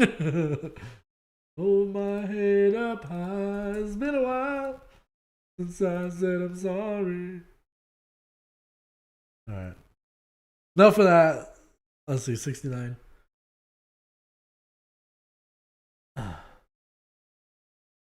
69. Well, do the friends would be like, "You want to do the 52?" Like, bro, like you want to do some tummy sticks? I'm good. Cross some swords. I'll pass.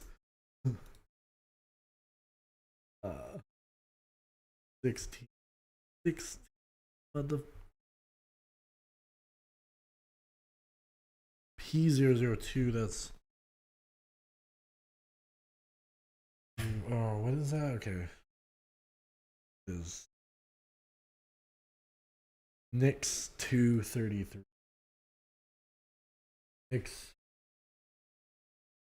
Nix 230.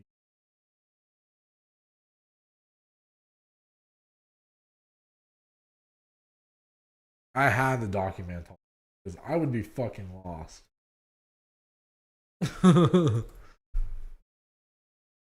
16 days, baby. Okay, then anything that was like under, usually about 27 days has been like kind of thing here. Check out. Has 1510. Has 15.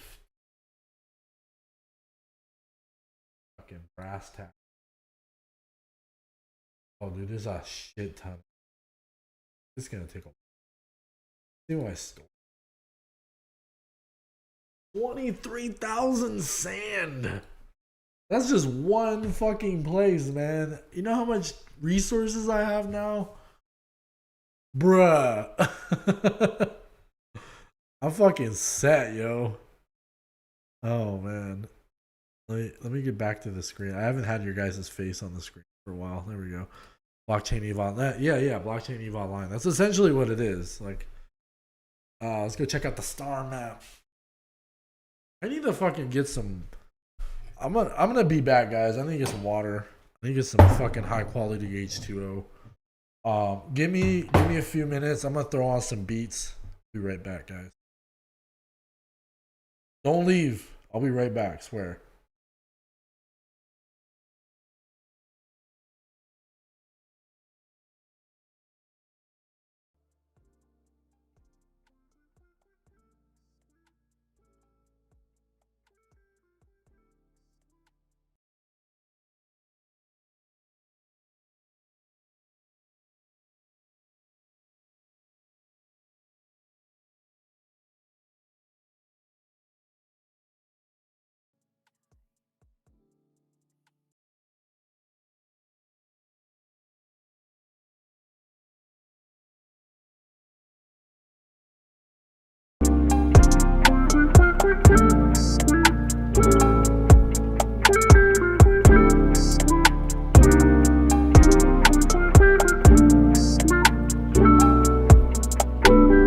Purchase your tracks today.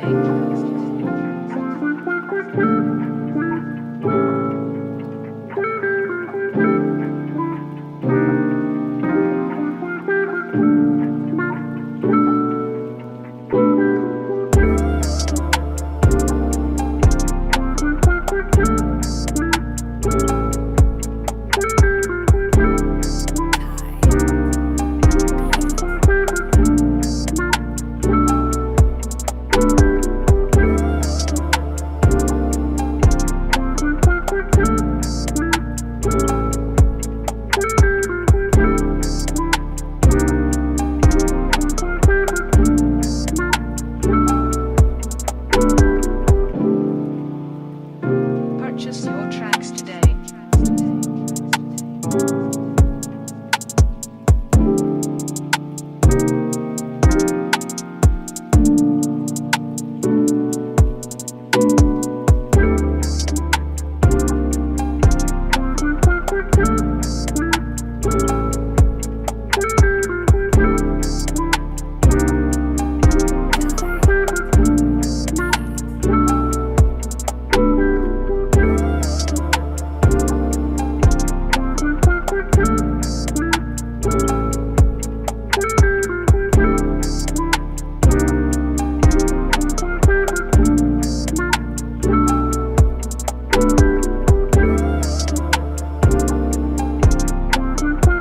Purchase your tracks today.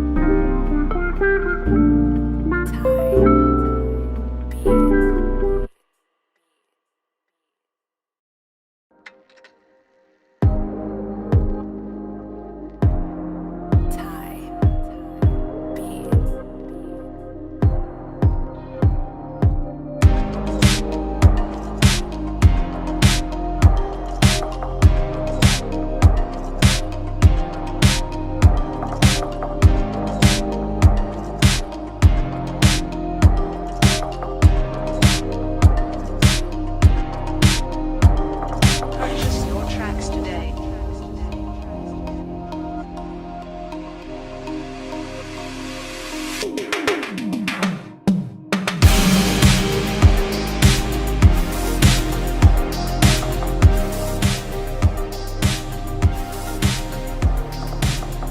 Hey guys. I'm back. Get back to this. I don't know if you guys want music in the background, but I'm just gonna mute it. Anyways, so I got my water. I'm good. Yeah, definitely check out my Discord. We are coming out with a naming contest, free NFTs.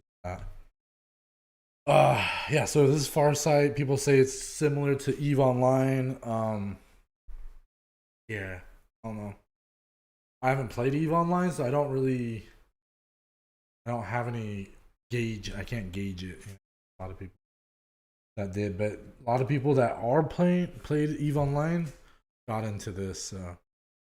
I own like all of this, or not? No, I don't own Hebo now. I think Hebo was yeah. I don't know. There's so much shit going on. I'm a part of so many things. I'm a part of Chaos DAO, WAG Media, Darwinia, RMRK, like Unique, Substerponce, Canaria.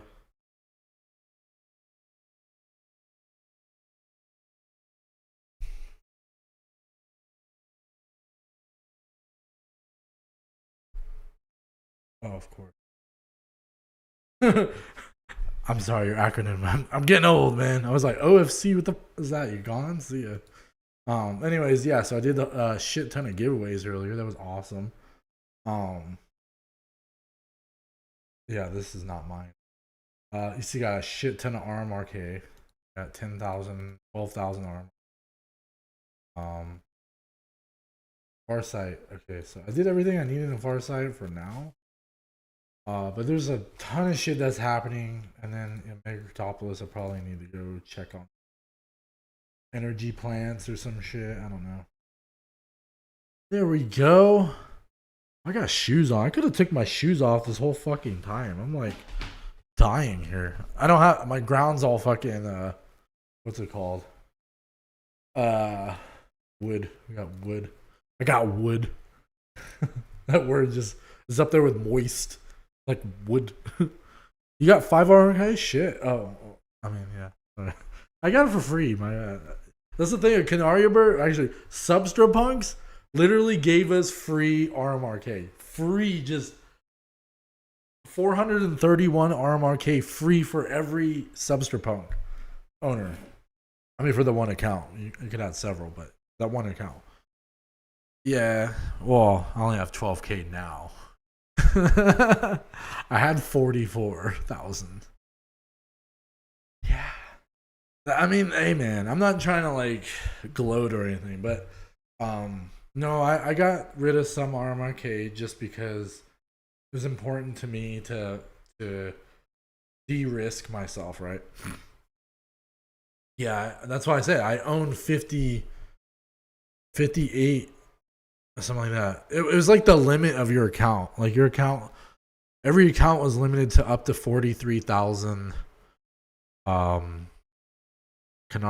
43,000 RMRK, like almost 44. So basically I maxed out my account.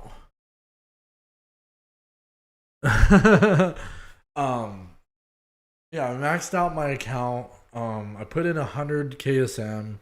It's the only thing that did better than Moon River.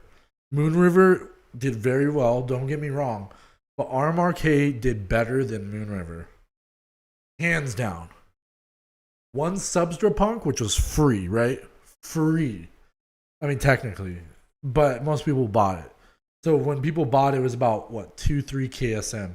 2-3 KSM at that time was like $30 maybe. The beginning of 2021, it was like $100. It would have been like $30 or $40. You could have turned $30 or $40 times. What was the top for KSM in Canaria? It was like 20 KSM, so it was like $6,000 for your Canaria bird, right? And then you gotta think, how much is 431 KSM or RMRK times that? All right, 431 times all-time high, right? 69 plus 6,000 plus, we'll just say you have an okay background, basic gems, whatever. What's the amount now? We'll just top it out 36. Right now, just bare minimum, we're at what? There you guys some charts here. RMRK. See right there? Boom. Bounced off the 20. See right there? Pushed up the 20 the first time. Is on the weekly. Drop there. There is no RSI really on the weekly. Bounce. right there. 20 double bounce. It's actually a good time to get in. DYOR, of course, but it might be. It might be. Hit a resistance right here at top. 26. This is fucking, dude. This is fucking easy. This is easy. Look at this. Look at the RSI, man. All time high. Boom. Top. $69. All the way bounce. Boom. $20. Like, okay, let me see how much does that fall? How much is the fall? What's the gain here? The fall 70 fucking percent, guys. 70%. Oh, 55. Fuck, dude. But you know what? The thing is, if you have it now, do not sell it. That's pretty much like you're almost 50% down. Yeah, I know, right? But I don't have any capital put in. I spent like, I mean, I guess I can. I'm not sure which pony is gonna be the one. You know what I mean? Like, I'll show you guys some boss shit. This is what I told Chaos Dow. Some OG shit, bro.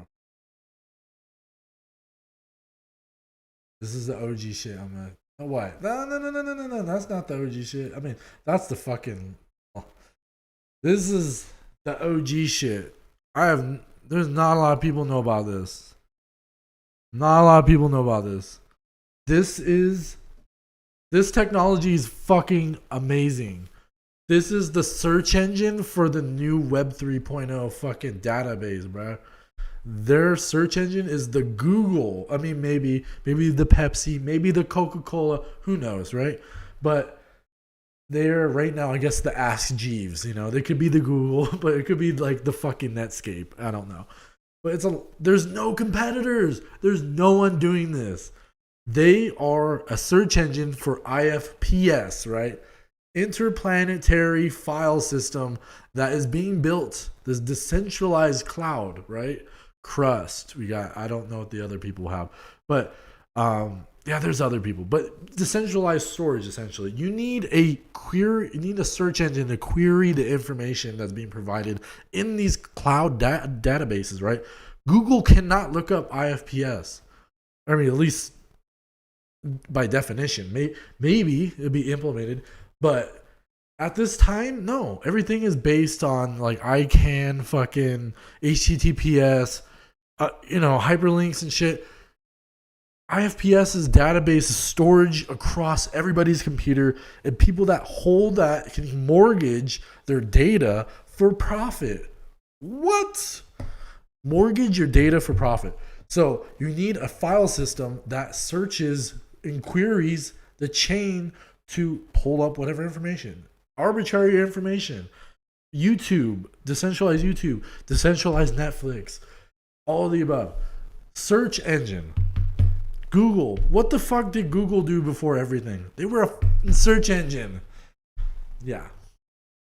I mean, I don't know if that's a selling point, but Post is actually 2 cents a coin. It says 0.002. When you send this is EOS.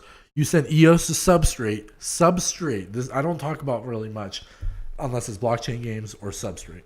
So if I'm going to talk about a coin with you guys, it's most likely on Substrate or have something to do with Substrate. Polkadot, Dot.Sama ecosystem. They are a search engine. You can mortgage your currency. You can stake your currency. Now there's validators. You can nominate with them. You have to use a VPN if you're in the States. It does not show up. If you're in Canada or anywhere else, you're good. You can download it directly from their website, ipse.io, I believe. I could be wrong. But yeah, it's fucking amazing.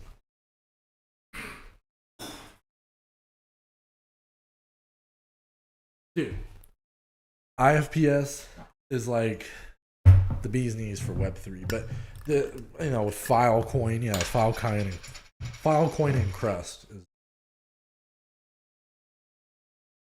I gotta drink water. Or like the number one. Dude. Yeah. I don't know. I'll leave this on here for a second. But Post, so I've been really I'm like one of the top holders. Okay. But not all the currency's over yet, and we'll see. We'll see when there's more adoption.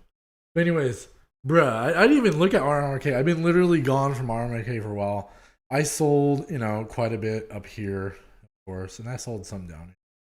I did sell a little bit over here just to test the market. But you can see where it bounced right here. Bounce, boom, 750. And pop up here. You have to teach me this on Discord. Yeah, I'll probably be doing some like lesson shit. Man, I need like crack a only 63. I don't know. I feel like burning up. Like walk around. What's it called? Tippy in the chat, please. Oh, okay. Yeah. That's the thing is like I want us to be a brand so I can like show you guys like fucking charts and shit. Like to me it's fucking science. Science, bro. Come down here, bounce. It's coming down here, boom, double bounce. This is Chain X. Chain X is fucking up. It's just because they don't have no adoption. It sucks.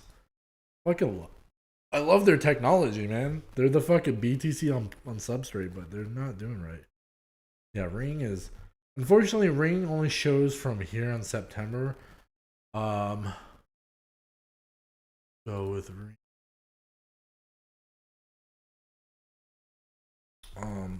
So I hate when it does. All-time high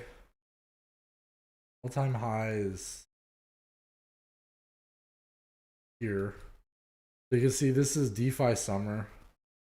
This is where it ramped up. DeFi summer of 2020. Actually, Ring was the dollar value. I'll just bring on the whole.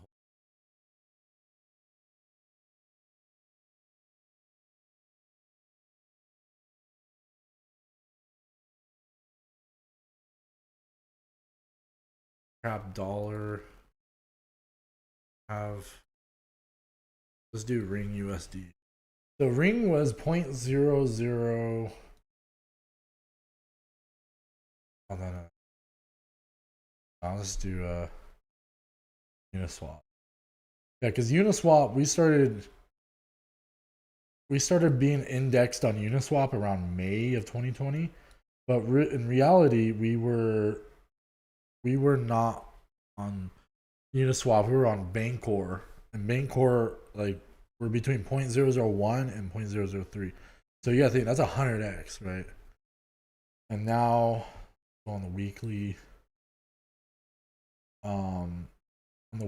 we're at 0.003. So we're actually up a little bit. I mean, it still can come down on the weekly. If it comes all the way down on the weekly, all the way down here, or even all the way down here, then we can know for sure that's going to be the bottom, because that's the bottom. I only figure 0.003 is the bottom. Top is 30. I think I can use it. So yeah, and then there's this channel right here. So you can see there's like a little channel. Kind of stay in this little lane. There's a little bit pop downs here, like 2 cents, but we kind of stayed in this 3 cent range. So I think that's decent. We'll see what happens. And then Katon, if Katon gets to 30, bro, I'm about to back the truck up, bro. You mean quick buy and sell or just buy and hold? No, it depends. I tend to just buy and hold and stake it. Like I stake on like Crab Network or something. I stake my crab every day. Crab Network's about to fucking pop, bro. Talk about that. So yeah, here's the Katon token. So Katon token, I don't know what the fuck this is here. This is before I started using horizontal.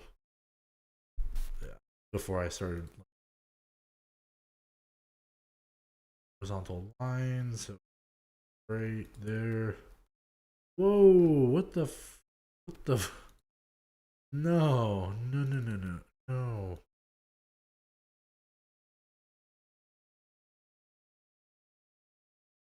Something like that. I mean,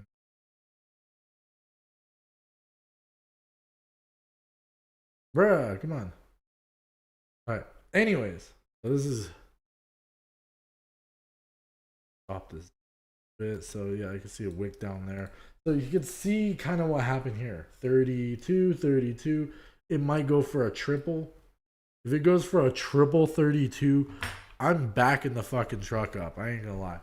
Because if you go on Katon BTC, that's Katon Crab Bitcoin, so you can see here, there's some momentum. It's coming up right here. That's some momentum here.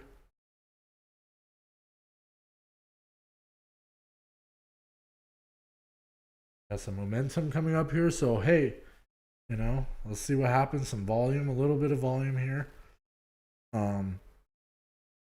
So I mean, sky's the limit. It came down right here. This is only because it's charted for me here. The charts are actually much older. Maybe I can get some older charts here.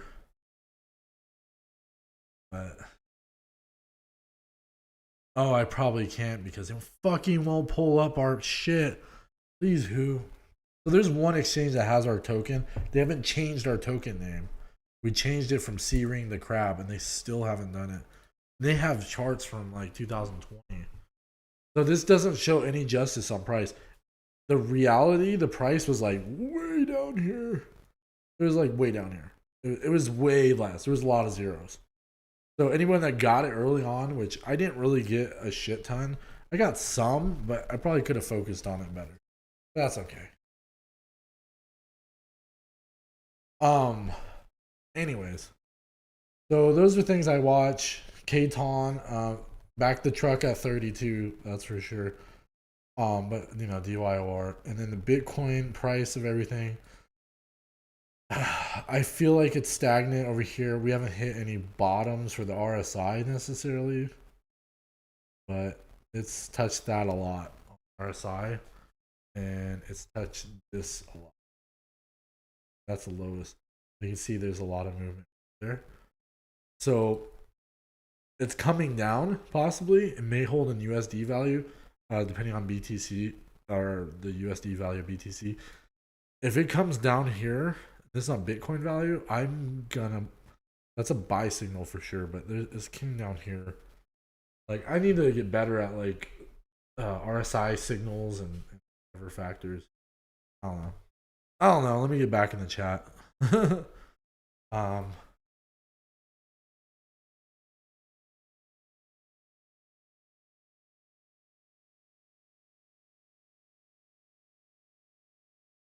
Yeah, Crab Crowd Loan is gonna do pretty good. We're doing a hackathon. Um, yeah, yeah. The hackathon's $102,000 hackathon. Crab Crowd Loan is gonna be pretty good. BNB.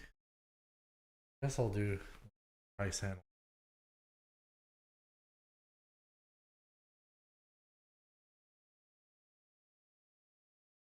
BNB. Well, I don't. Let's see what BNB. And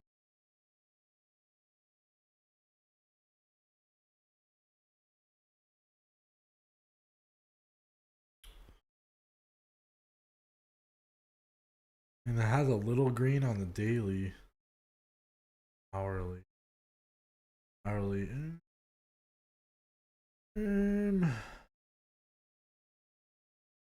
Can't.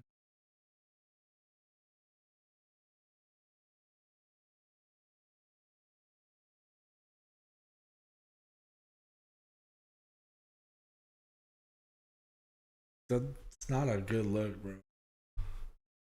Yes, it wicked down and it. I mean, if it keeps this run like this and holds up and then can get up here, can do like a 10%. It might show some bullishness, but I mean, if it stays like I don't know, I'd give it about a week and see how the signal is. I see this downward pressure, but there was a resistance here below 0.09 or 0.001 Bitcoin too, so 1/100th. When it hit that 0.0099, it bounced off. If there's any resistance back here, go back macro. Quite hit that all-time high on Bitcoin. Kind of rejected at that price.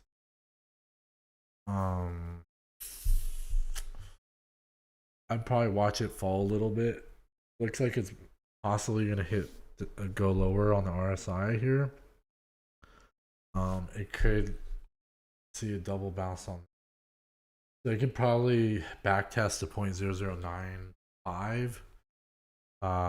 Between 0.0095 and like 0.013 or something like that. If it stays within those channels, it might have some upside potential. The one thing I want to say, I did actually kind of low-key drop some OG information, which is near. Charger came in hot this next month. I see BNB. Yeah, I mean, maybe next month. Yeah, maybe we'll see. Okay, let me check. Let's see Bitcoin, because really the sentiment's around Bitcoin. Right? That's our 87% drop. 87% drop. If it was from the all-time or the price I project, which is price I projected was $98,000 for Bitcoin, somewhere in March. So in March, April. So the 75 drop here from the top would be 75%. That would be about 17,000. If we did an 87% from 100, it'd be about 12 or 13. So that's like bleak, but based on weekly movements, we are still in the next leg. As you can see here, this is the 21, the beginning, but it popped off more and more. So in these channels, similar, I guess it was like similar here from the bottom here in December 18th or 2018, it's hit certain thresholds, for me at least, I seen on the RSI that somewhat indicate that because it's hitting the bottoms down here, it's going to bounce back up. So we're still in this channel. It's not doing exactly here, but I feel like there's these particular waves here. It's stating that we're in the first wave, and then the second wave is going to be here, the shoulder, the head, the head and shoulders. So we did the left shoulder and maybe a head, and then a right shoulder to close out the bull market. But you see here, this stayed up high in the RSI for 2015 to 17. That was that bull market. So you can see it hit the bottom 15, hit bottom 18. I kind of got there with the Black Swan event in March 20. Top January here in the high RSI. You can see we started getting momentum right here. And then it topped out here. It fell, then drove back up all the way. But it was opposite. So you can see here, it started showing weakness on the RSI. It was falling, and that became the first all-time high. And it bottomed out in July, right? July. Down here in the RSI. And we're just about to fall again to the same point. Around 40% on the RSI. I think that's gonna be the next here. So we'll see. We'll see if it moves in the my alignment, which the next move up is almost $100,000. Well, it's gonna be probably like 70 or 80. So probably 70 or 80 midterm. maybe, and this is just random speculation, but what I see is about 98,000. That's why I was like, that's my cutoff point, 98,000. And the thing is, this could be the last oorah for alts. So Bitcoin drives alts when the price is stagnant usually. So we might feel a little bit of uptick in alts while Bitcoin kind of moves in channels around 40 to 60 or something. I mean, we'll see what happens there, but if it stays in this channel, we're able to go gain momentum back on alts, then Bitcoin will consume and go up. So all the alts will bleed back into Bitcoin for the next move. And the last move, we altcoins, meme coins, all the fucking any coin possible, just gonna go crazy one more time. And that's gonna be the last nail, I feel like. But who knows? Who knows? So it's a lot of info, a lot of speculation, but the bread's in the pudding, bro. And you can see certain things, certain trends that this could have been the head and shoulders, but I feel like this is the head. The shoulders is kind of be the last little bump to it. But yeah, like I was saying, the bread's in the pudding. Is there. It's shaking everybody else. Everybody's on what's that? The greed index is stating fear, I believe. Yeah, more technicals here, but it's usually to be honest, I mean that means usually when there's blood, when there's blood in the streets, that means you usually buy, right? I'm selling my shit coins once BTC starts popping. Yes and no. It depends on. See, me, I like to hold my alts. I don't care if they bleed a little bit because the momentum is. If you can catch a good trade, I don't knock it. I don't knock a good trade, especially if you could see that BTC value of certain altcoins are gonna bleed out, right? They get bled. They go up in dollar value, but in BTC value, they start losing momentum, right? Because their focus is on BTC. Then looking at when they're done bleeding, buy it back, right? With BTC. Calm down and wait for the next one. Yeah, I think. Well, no, I'm saying. Yeah, if you don't have any dry powder or stable on the sideline, yeah, you're gonna have to wait. It's gonna move back up here soon. We're gonna probably bleed out for this month, maybe. We might push 39 or something, like I don't know. We might stay above 40, but to me, I don't think. Let me look on the daily. Like I feel like we're gonna test lower lows, but there's some momentum here, and we did bottom out right there. So we could do a false. There could be like a false bear trap or something, or false bull trap. Was that bull trap? Yeah, I think it's a false bull trap or false bear trap. Yeah, it's a false bear trap. That's the reversal. That they're trying to fake us out by selling it and then pump the bags and then sell it again, right? So that could be in the play right now and kind of shake out people around the 40s. Because once we shake out everybody, it's back to fucking game, bro. Like that's how it goes. Like that's when we shake everybody out and there's enough blood in the streets and everyone has enough dry powder, it's back in the fucking game, bro. The end zone, homie. We're at the fucking God. While trying to be relative for football. The fucking Super Bowl. God, I just fucking lost for we're back in the fucking game. You gotta think beginning of the year. What happens at the beginning of the years? There's two things that happen. You either pump the bags or you fucking pump the brakes, right? That's it. Yeah. So that's the biggest thing. Is like if you don't pump the brakes, you pump the bags. And if you pump the brakes too much, pump the bags, bro. That's just how it goes. You already pumped the brakes. You took out your fucking initial investment. You took out whatever dry powder you need. Paid for your fucking bills or whatever you need to do, and do it all over again. January shows up, clean slate, get everything covered for the first month. Pump the bags, bro. Got enough for the winter. I got enough for the chipmunk food. You know, I got the fucking my what was it? My hibernation. You know, I got my fucking nuts in the tree, bro. Like I got my substance. You know, I got my whatever. I'm good. So once you pump your bags.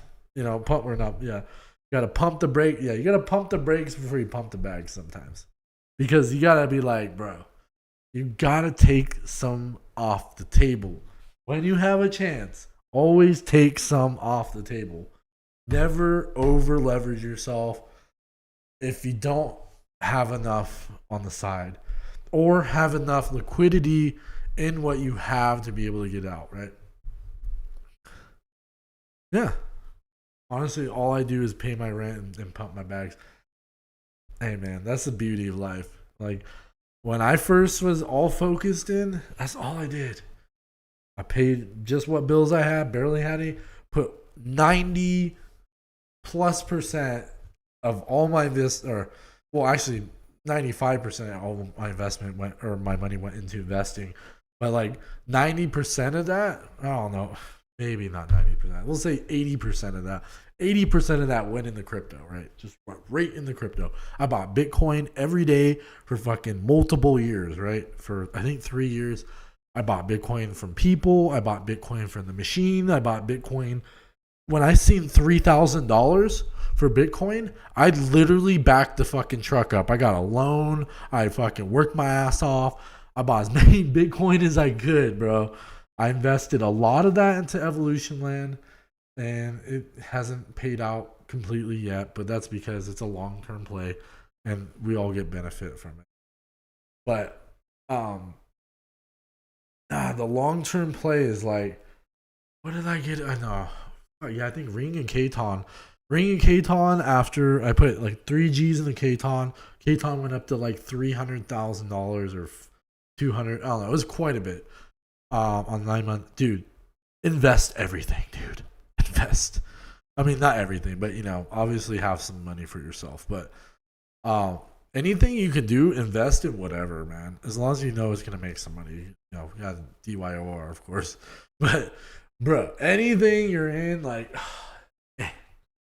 I made a lot of mistakes, don't get me wrong. But once Bitcoin was $3,000, I was like, back the fucking truck up. I'm getting a loan, 18G loan, boom. PayPal, thank you. Fuck you, PayPal. But hey, 18G loan, let's go. I'm not the greatest here, but made my money back. Hey, that's the thing is you learn. There's no price on learning, bro. Learning is so important, regardless of the money you made, because you can always take that money and fucking amplify it because of the knowledge you have. It's just like crazy. I've been thinking of getting a loan, a crowd loan, man. I wouldn't get a loan for the crowd loan. Ugh. Yes and no. It just depends on what you're. Depends. It's hard to say, man. I would have said, if you said Canaria in like Easter time, I would have said yes, fucking 1,000%. And I try to tell people. I even had a video on Facebook before I was doing lives on YouTube. Was like, I had this huge shtick about like, bro, what the fuck? I've been telling people about Canaria. Canaria made so much money. Don't you like manual bots? Bots like BOTS, manual bot like buying. Like I manually bought something. Not sure what you mean.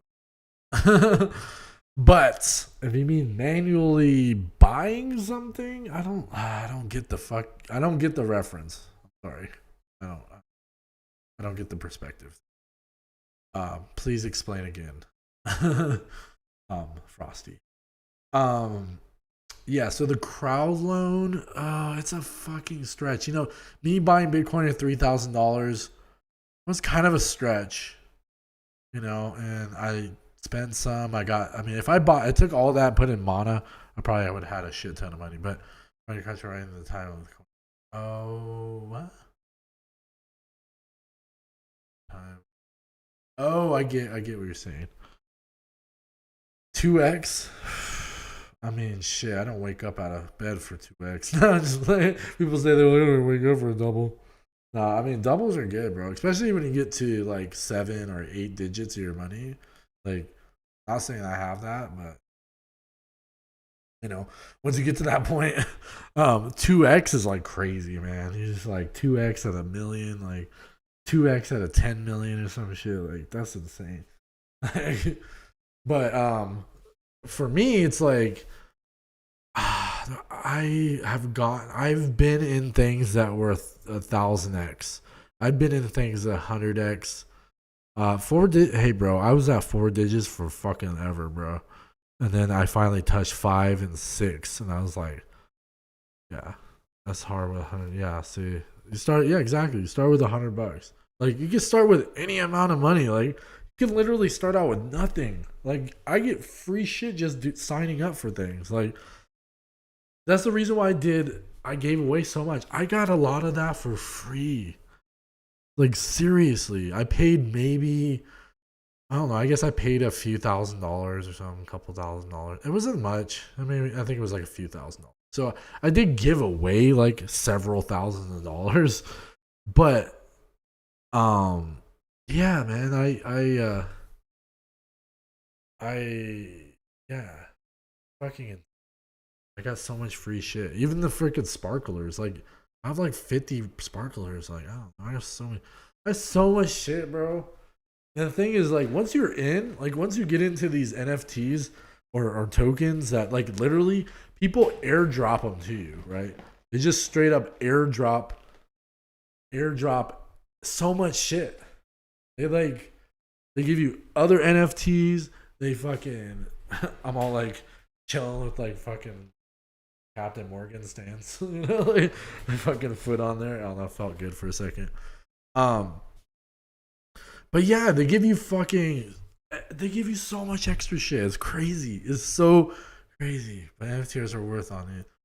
But NFTs are only worth on ETH. That's not true, bro. Not true. Let me show you something.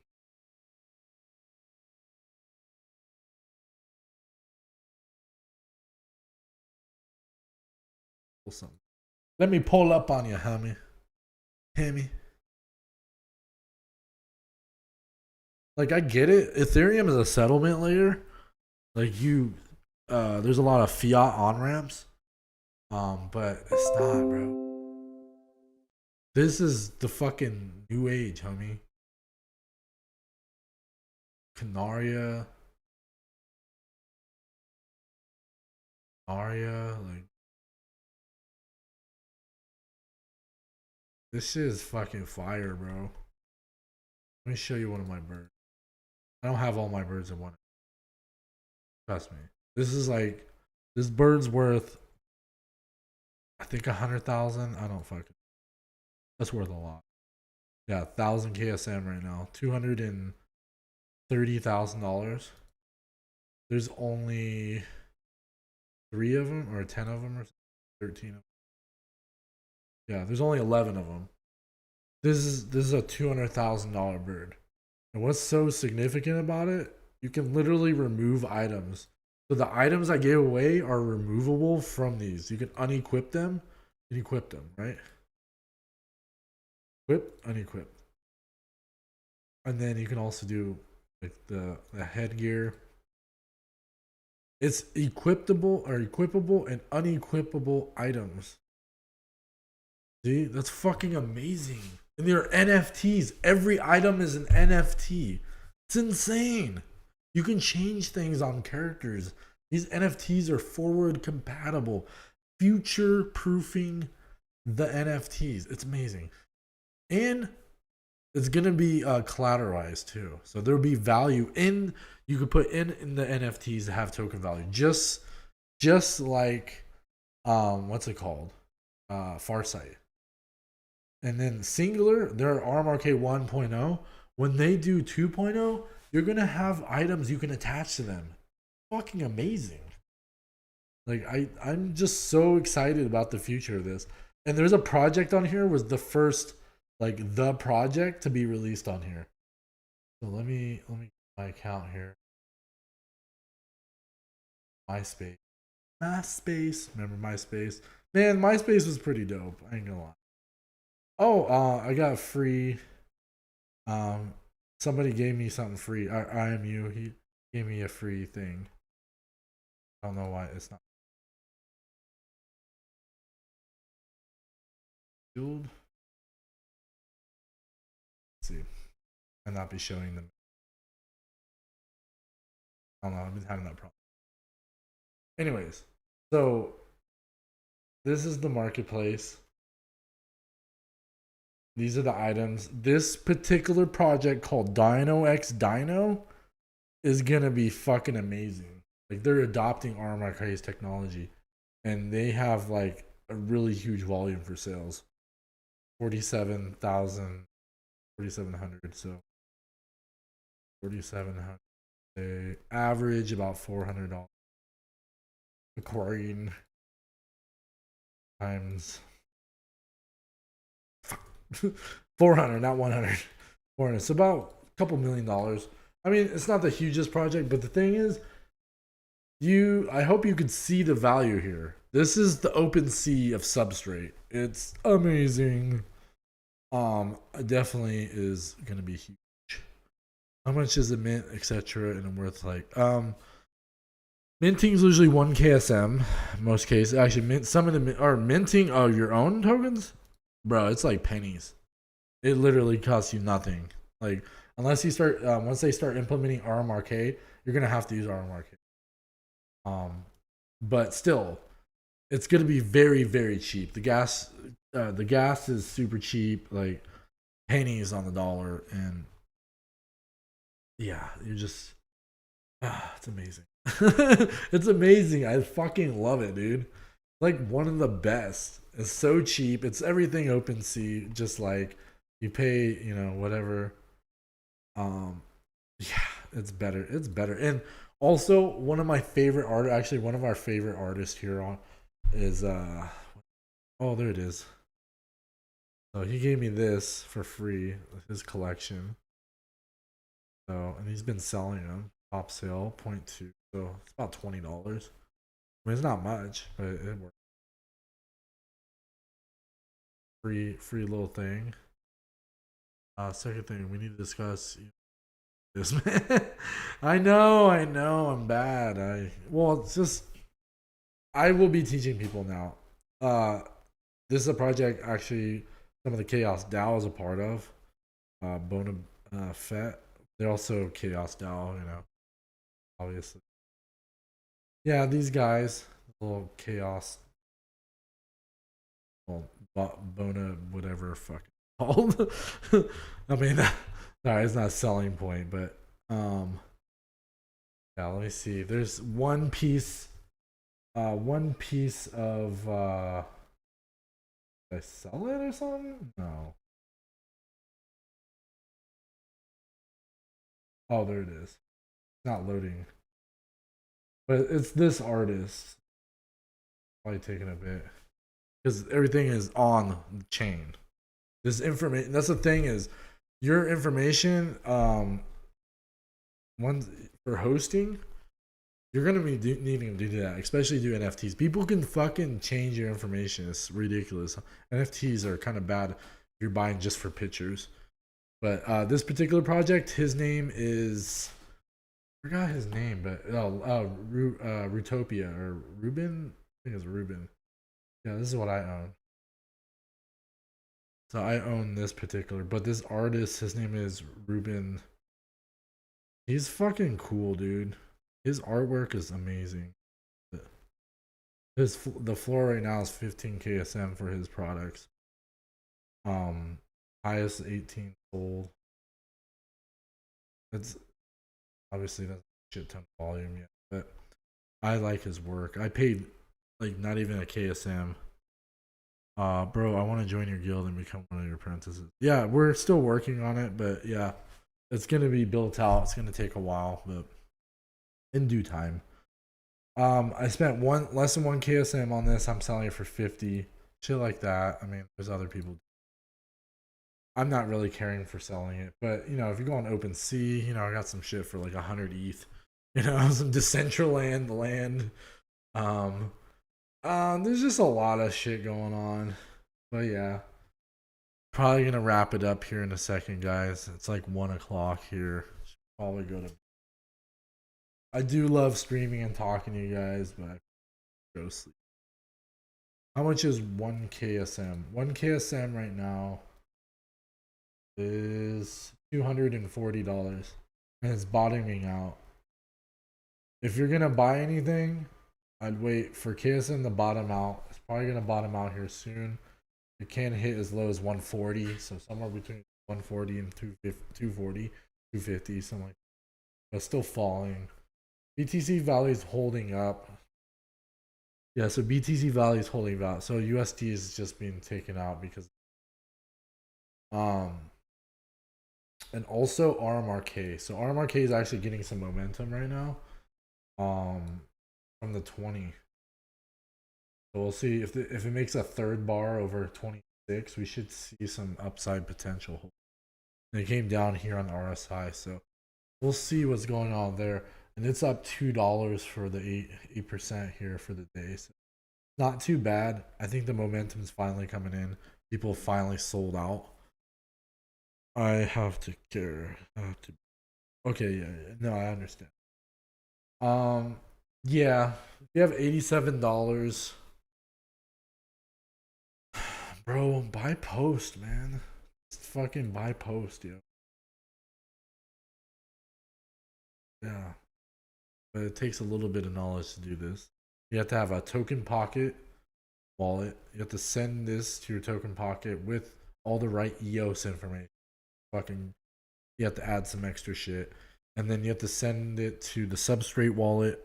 I'm gonna make a video on this. Then you can stake it and you can earn passive income. Like you can't sell it right now, but it's one of those like short to long term moves. I would say midterm, not short term. I would say midterm. So long term to me, at least at this stage, is about 3 to 5 years, right? Let me thank you again, bro. I don't think I forgot. I forgot all the stuff we talked about. I'll prove you. None of that was a waste of time.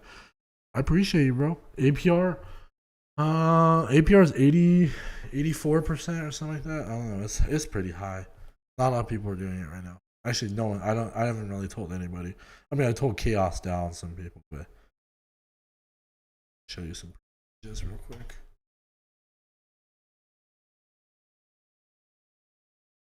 2%, 85%.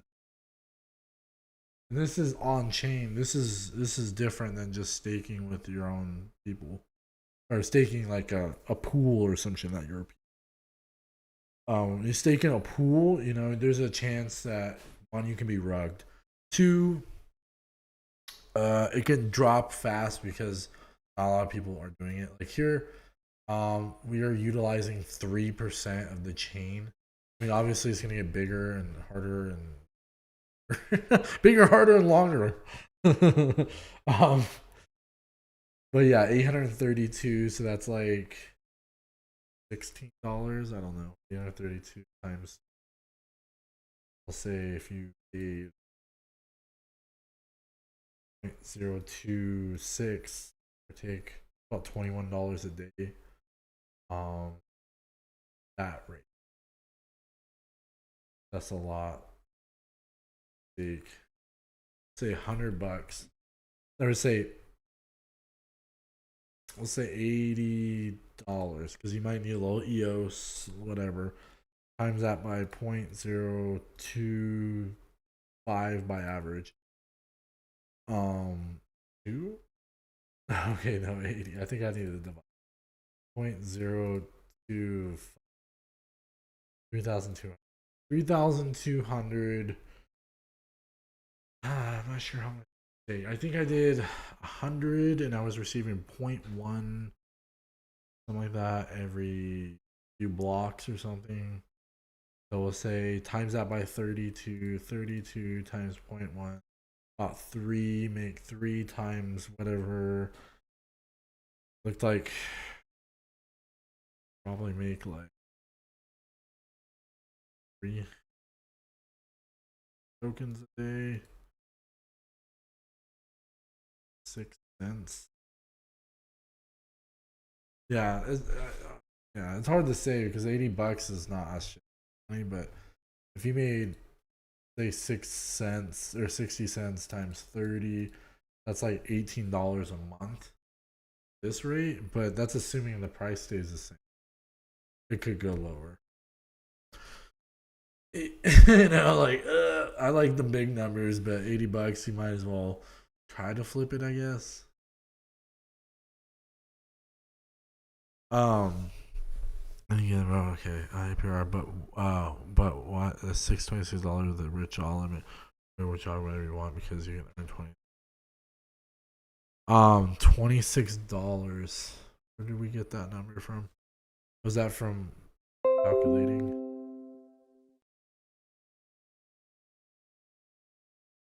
Hold on. I'm trying to make it at least $2, $5 a day.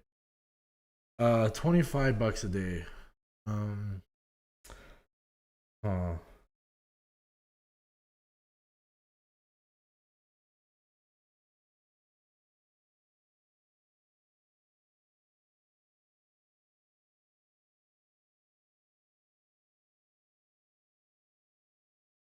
I don't know, man. It's doable. That's definitely doable. I'm just like, fuck, dude. Like, I put in so much to get, whatever amount. Like, I staked. I mean, this is a large amount of money, but I staked like 200 and something $1,000, and I was making 50%. So it was $100,000 a year, ROI. So yeah, it was, or APY. I think, yeah, 50% APY or APR. What is it? It's one of those, APY or R. I think it's Y. Um, so staking was paying me like $200 or $300 a day or something like that, which was okay on stable currency because on stable currency it's like pretty decent. I'll show you. So this is my staking with Genshiro. Oh, excuse me. I'm gonna drink some coconut water. $5 a day I'm getting from staking 2,000 or 3,000. Yeah,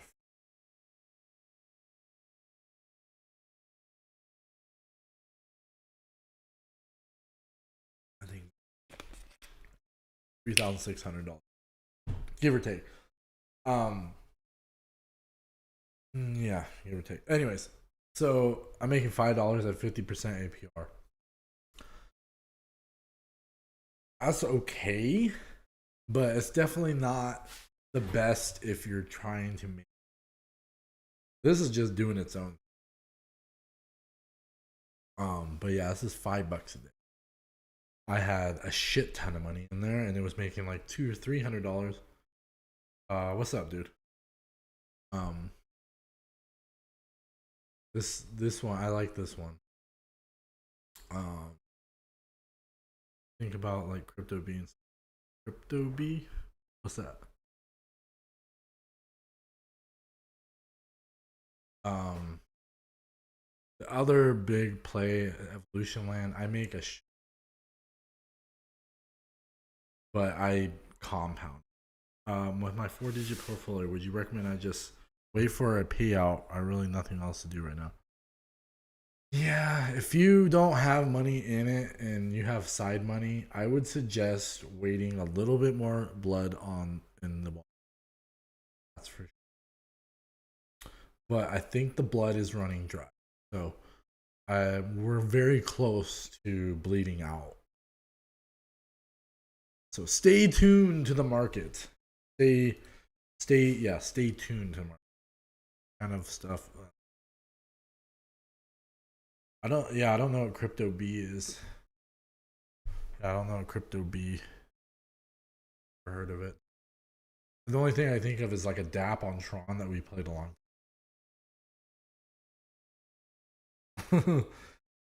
So let's see my daily on here.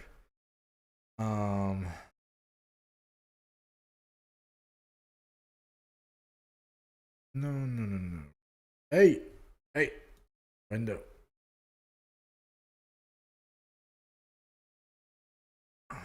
I'm just kind of do a little calculation with you guys while you're here. Just kind of.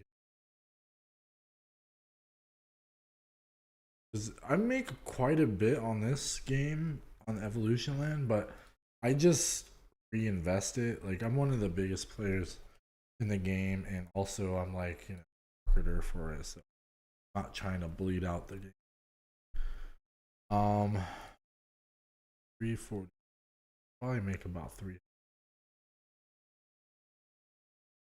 5 15. I mean, I want to say I make a good 15 more times. Actually, reality, I probably times 0.035 at the time. That's $56. And then 16 here. This is max all-time high price, about $480 a day. And probably do some calculations about half of that, so probably about like $200 to $300 a day. Art of War, yes. Got no side. Oh man, I luckily had a lot of side money back when I first started. I don't have a lot of side money now. I mean, I could have a side money. I could sell laptops again. I'm really good at it. It's like selling fucking ice to an Eskimo. You know? Lies on shit, my friends. So yeah, so that I make about $50 or $60 a day on this. That's on one side. The other side, probably same thing. But of course, the recent Polygon going fucking tits on the gas. Oh my god. Fucking playing on the other side. Take on to the other side. Polygon, finally, I can fucking play. God, I've been waiting for like 5 days, bro. Fucking probably have so much freaking stuff. How to sell money as well. How to sell.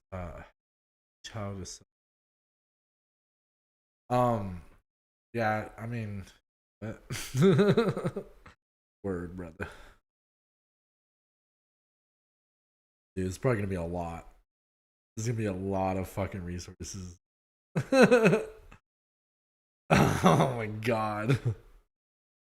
225.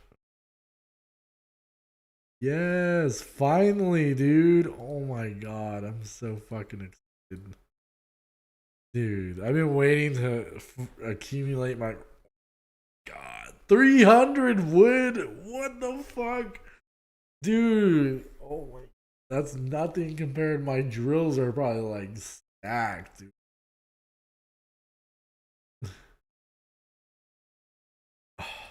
Transactions are going through. Oh, hell yeah. I've been waiting fucking all week. Dude, whoa. I just made a shit ton of resources. Yow.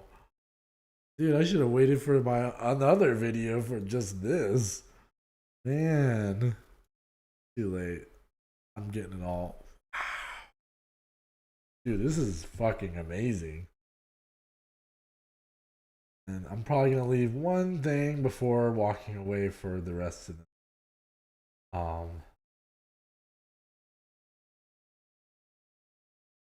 deck. Okay. Oh fuck, dude! Oh my god, 600. That's a shit ton of money, dude. Like, let's go. I mean, let's go as well. But yeah, let's go over here. Oh, I need to rewind. Fucking be. Sometimes quick swap is a little finicky. Back here. Oh, I need to add the. Okay, I reset my computer. All right, I'm just gonna go through this. Going through. Okay. Dude, my computer is like. Holy shit.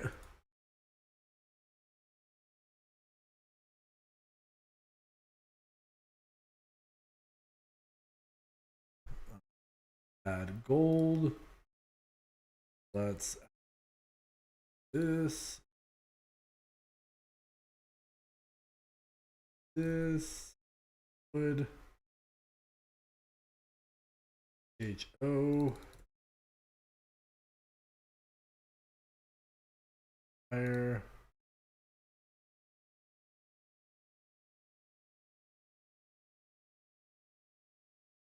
eco ring.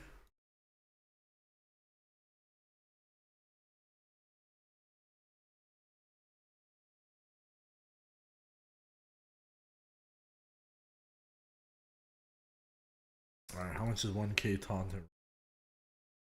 Whew, fuck that. All right, gold 3.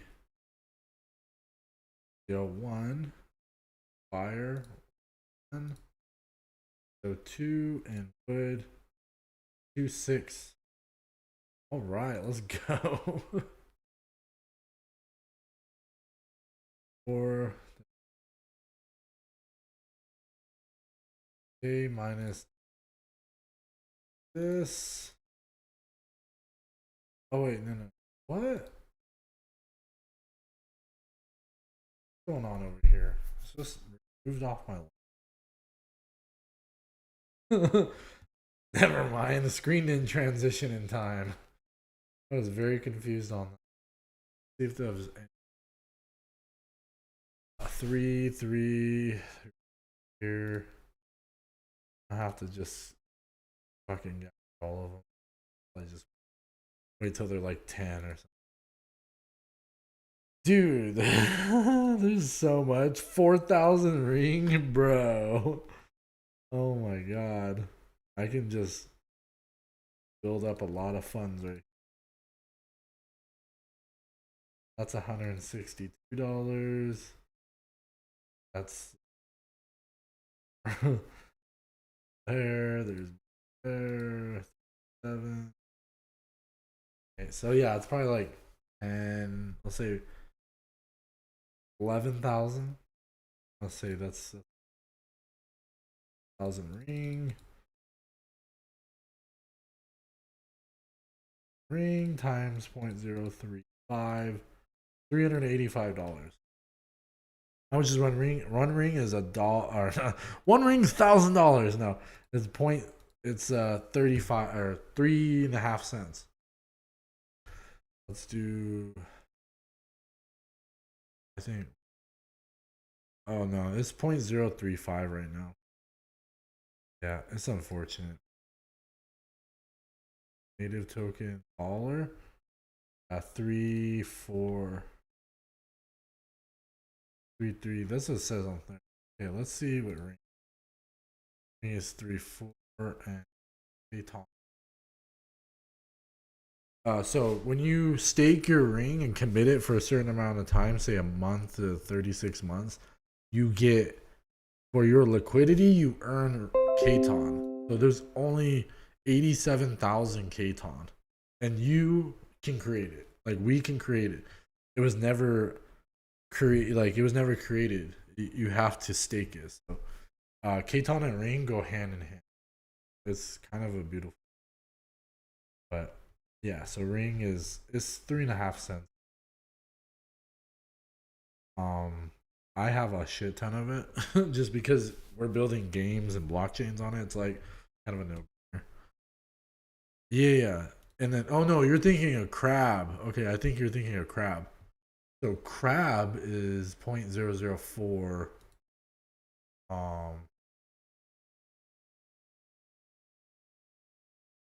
crab. Oh.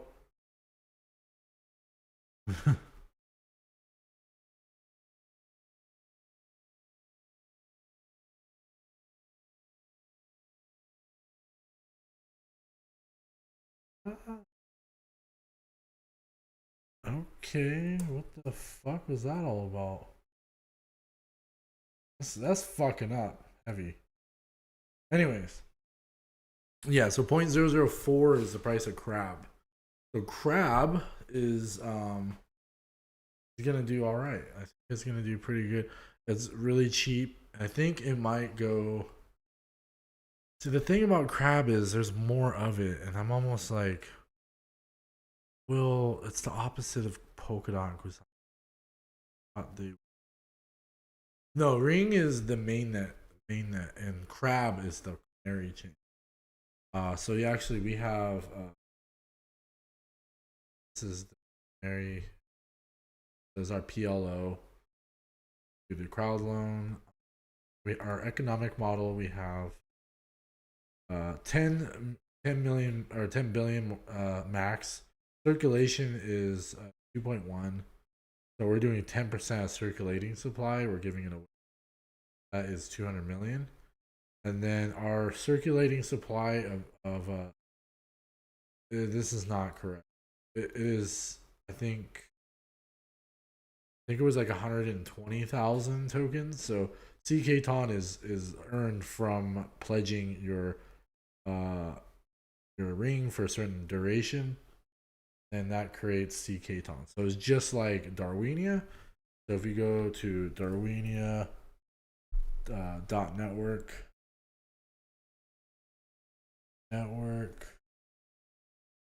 it's gonna be similar model except for oh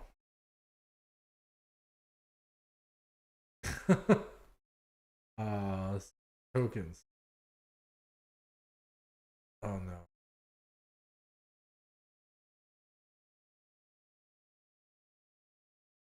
So trust model. So we're talking about the truth layer. I had a video on that. But anyways, I think it's under.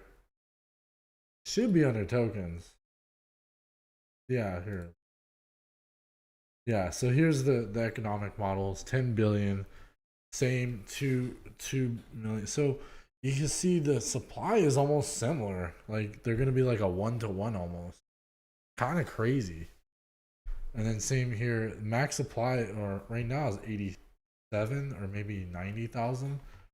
This is kind of how it works. It's a backing system, or not the backing. Well, it says backing, but it's mapped. It's mapped. I mean, I guess it is backed based on telling that is created. It's map tokens. So these are map tokens.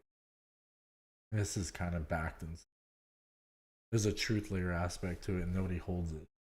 So 100 C ring to 1 ring. This is not a ratio that we have right now. Based on the trading pairs that I've created. Well, I didn't create the pairs except for CK Ton. Right now, ring to crab on here is a 7-to-1. So I guess that fails. So if we did 7-to-1, it would be like 0.035 divided by 0.00. So 8.75 is actually kind of a better deal right now here. But I built some liquidity on here so people could swap out their crab smart chain, and then you can exchange it back onto the main network, Darwinia. You can also send this crab into your crab wallet. So you send it over here, then you can bond it, and then earn a CK Ton. Say you have a 10,000 or 100,000, you get 0.769 CK ton. Then over here in exchanges, CK ton. Wrap CK ton is now an official pair. Sweet. So now it's official. So you try to do one. You get 257 ring. WCK ton to crab. It's about 1800, 844. So you times that by 0.04.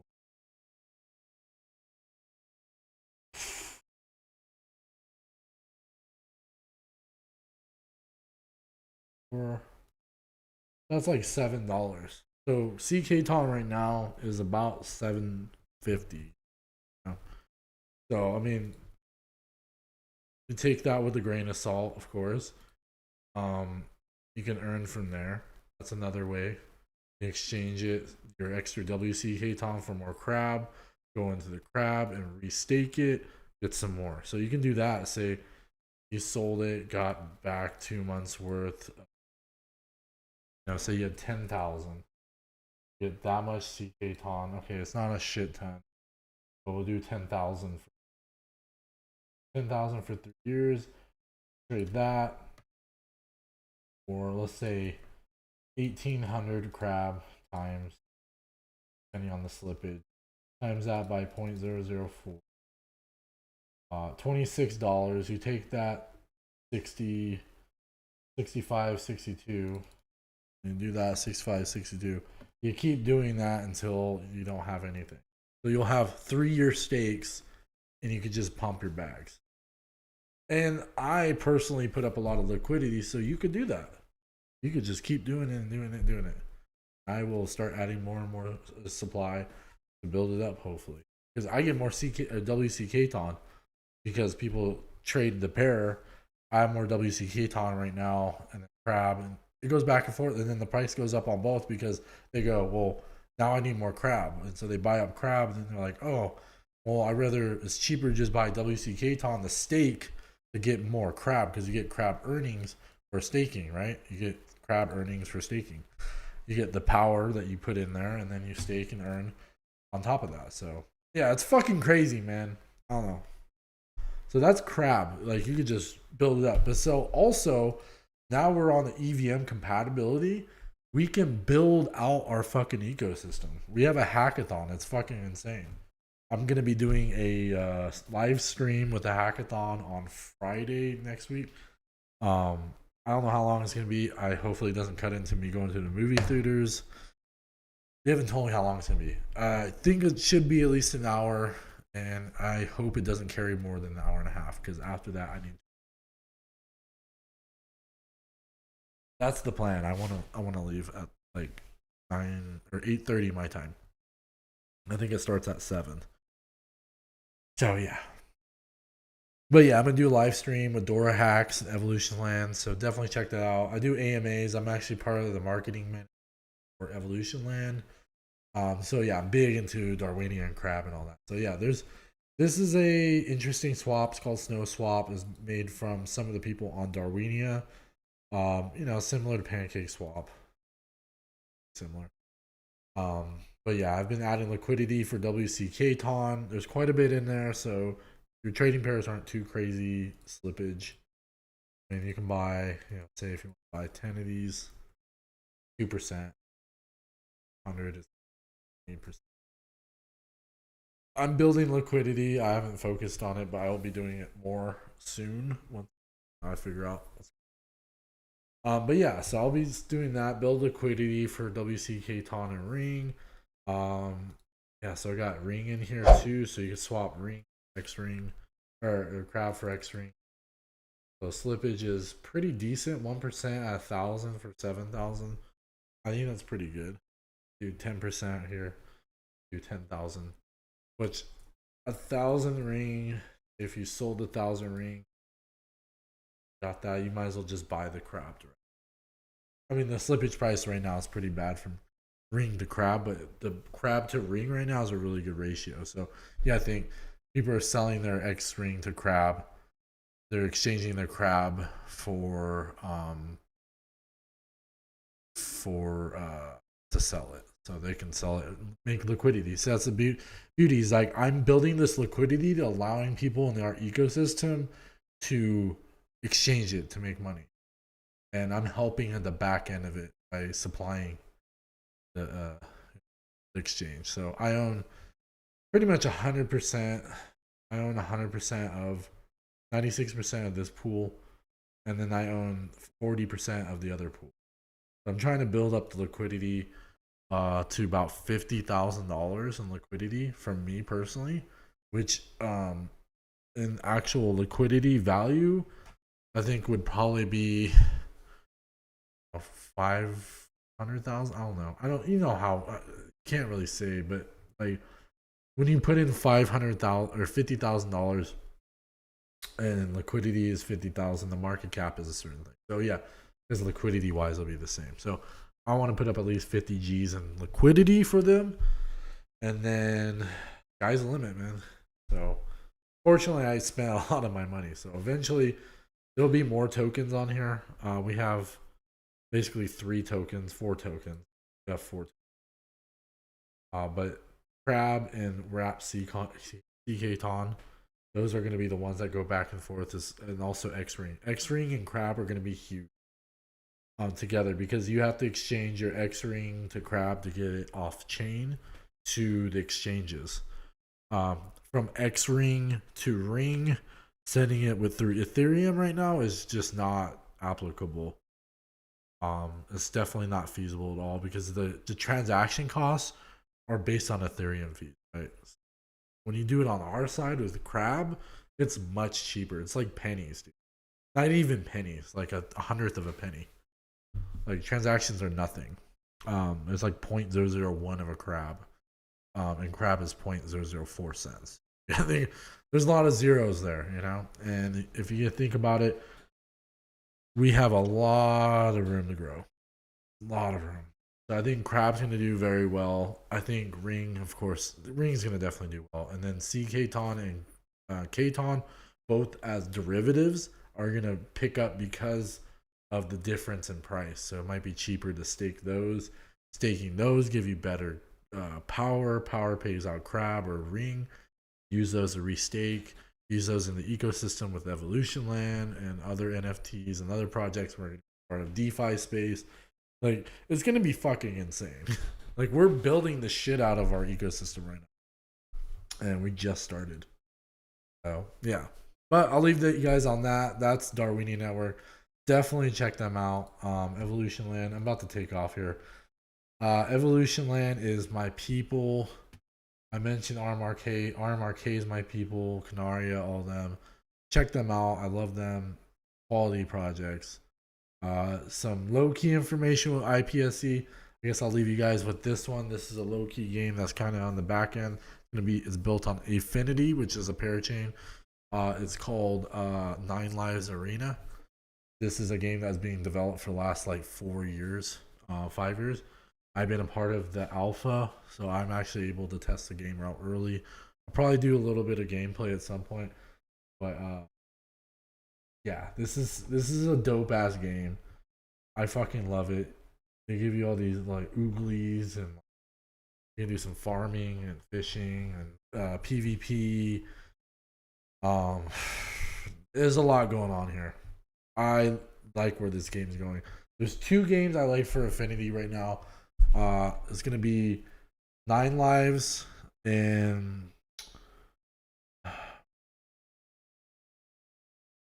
fuck, dude, I had the name. I don't want to say Star Atlas, but Ultraverse. That is Ultraverse. 2 games are coming out. They're gonna be huge on Affinity. Also, what's it called? Not 9 Lives Arena. Lost Relics. So Lost Relics, Ultraverse, and 9 Lives Arena are all being developed originally on Engine, but Engine is got a parachain called Affinity, a parachain, yeah, and it's built on Substrate. So they are building standards. RMRK is building standards. we are adopting standards when it comes to those things. We have the cross chain bridge built to fucking tank. I don't know who else. There's no competition on bridges right now. Everyone that has bridges right now, no competition, without a doubt. Compared to Darwinia. Darwinia has the bridges.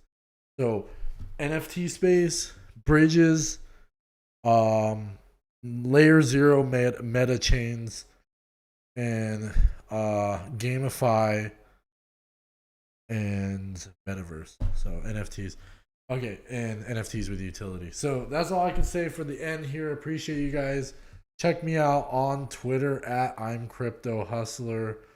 Let me pull up my info right here. Okay, let me reset. At I'm Crypto Hustler on Twitter. Check me out. Check out everything I mentioned. Canaria, RMRK, EvolutionLand, Darwinian Network, Crab Network.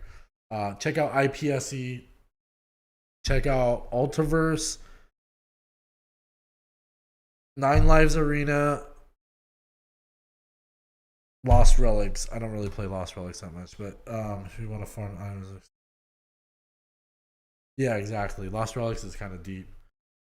So yeah, those are the games I could recommend. Projects I could recommend. Definitely have the gold stamp approval for me. Post is working on IPSE. I don't know. It's early on, but I'm pretty sure it's gonna go. But yeah, check all out. Engine, RMRK, Darwinia Crab, Substrate ecosystem. Singular, definitely check out Singular. I was showing earlier. That's from RMRK. Anyway, guys, like and subscribe, hit the post notifications, stay up to date on all my videos. I'm gonna be releasing the giveaway. Excuse me. I'm gonna be releasing the giveaway prizes to everybody. Trying to get everybody's address, and I'm gonna be sending it to them tomorrow. So stay tuned on the time frame for that. I don't know when, but yeah. Anyways, I appreciate you guys. You guys have a great night, evening, afternoon, and morning. Peace.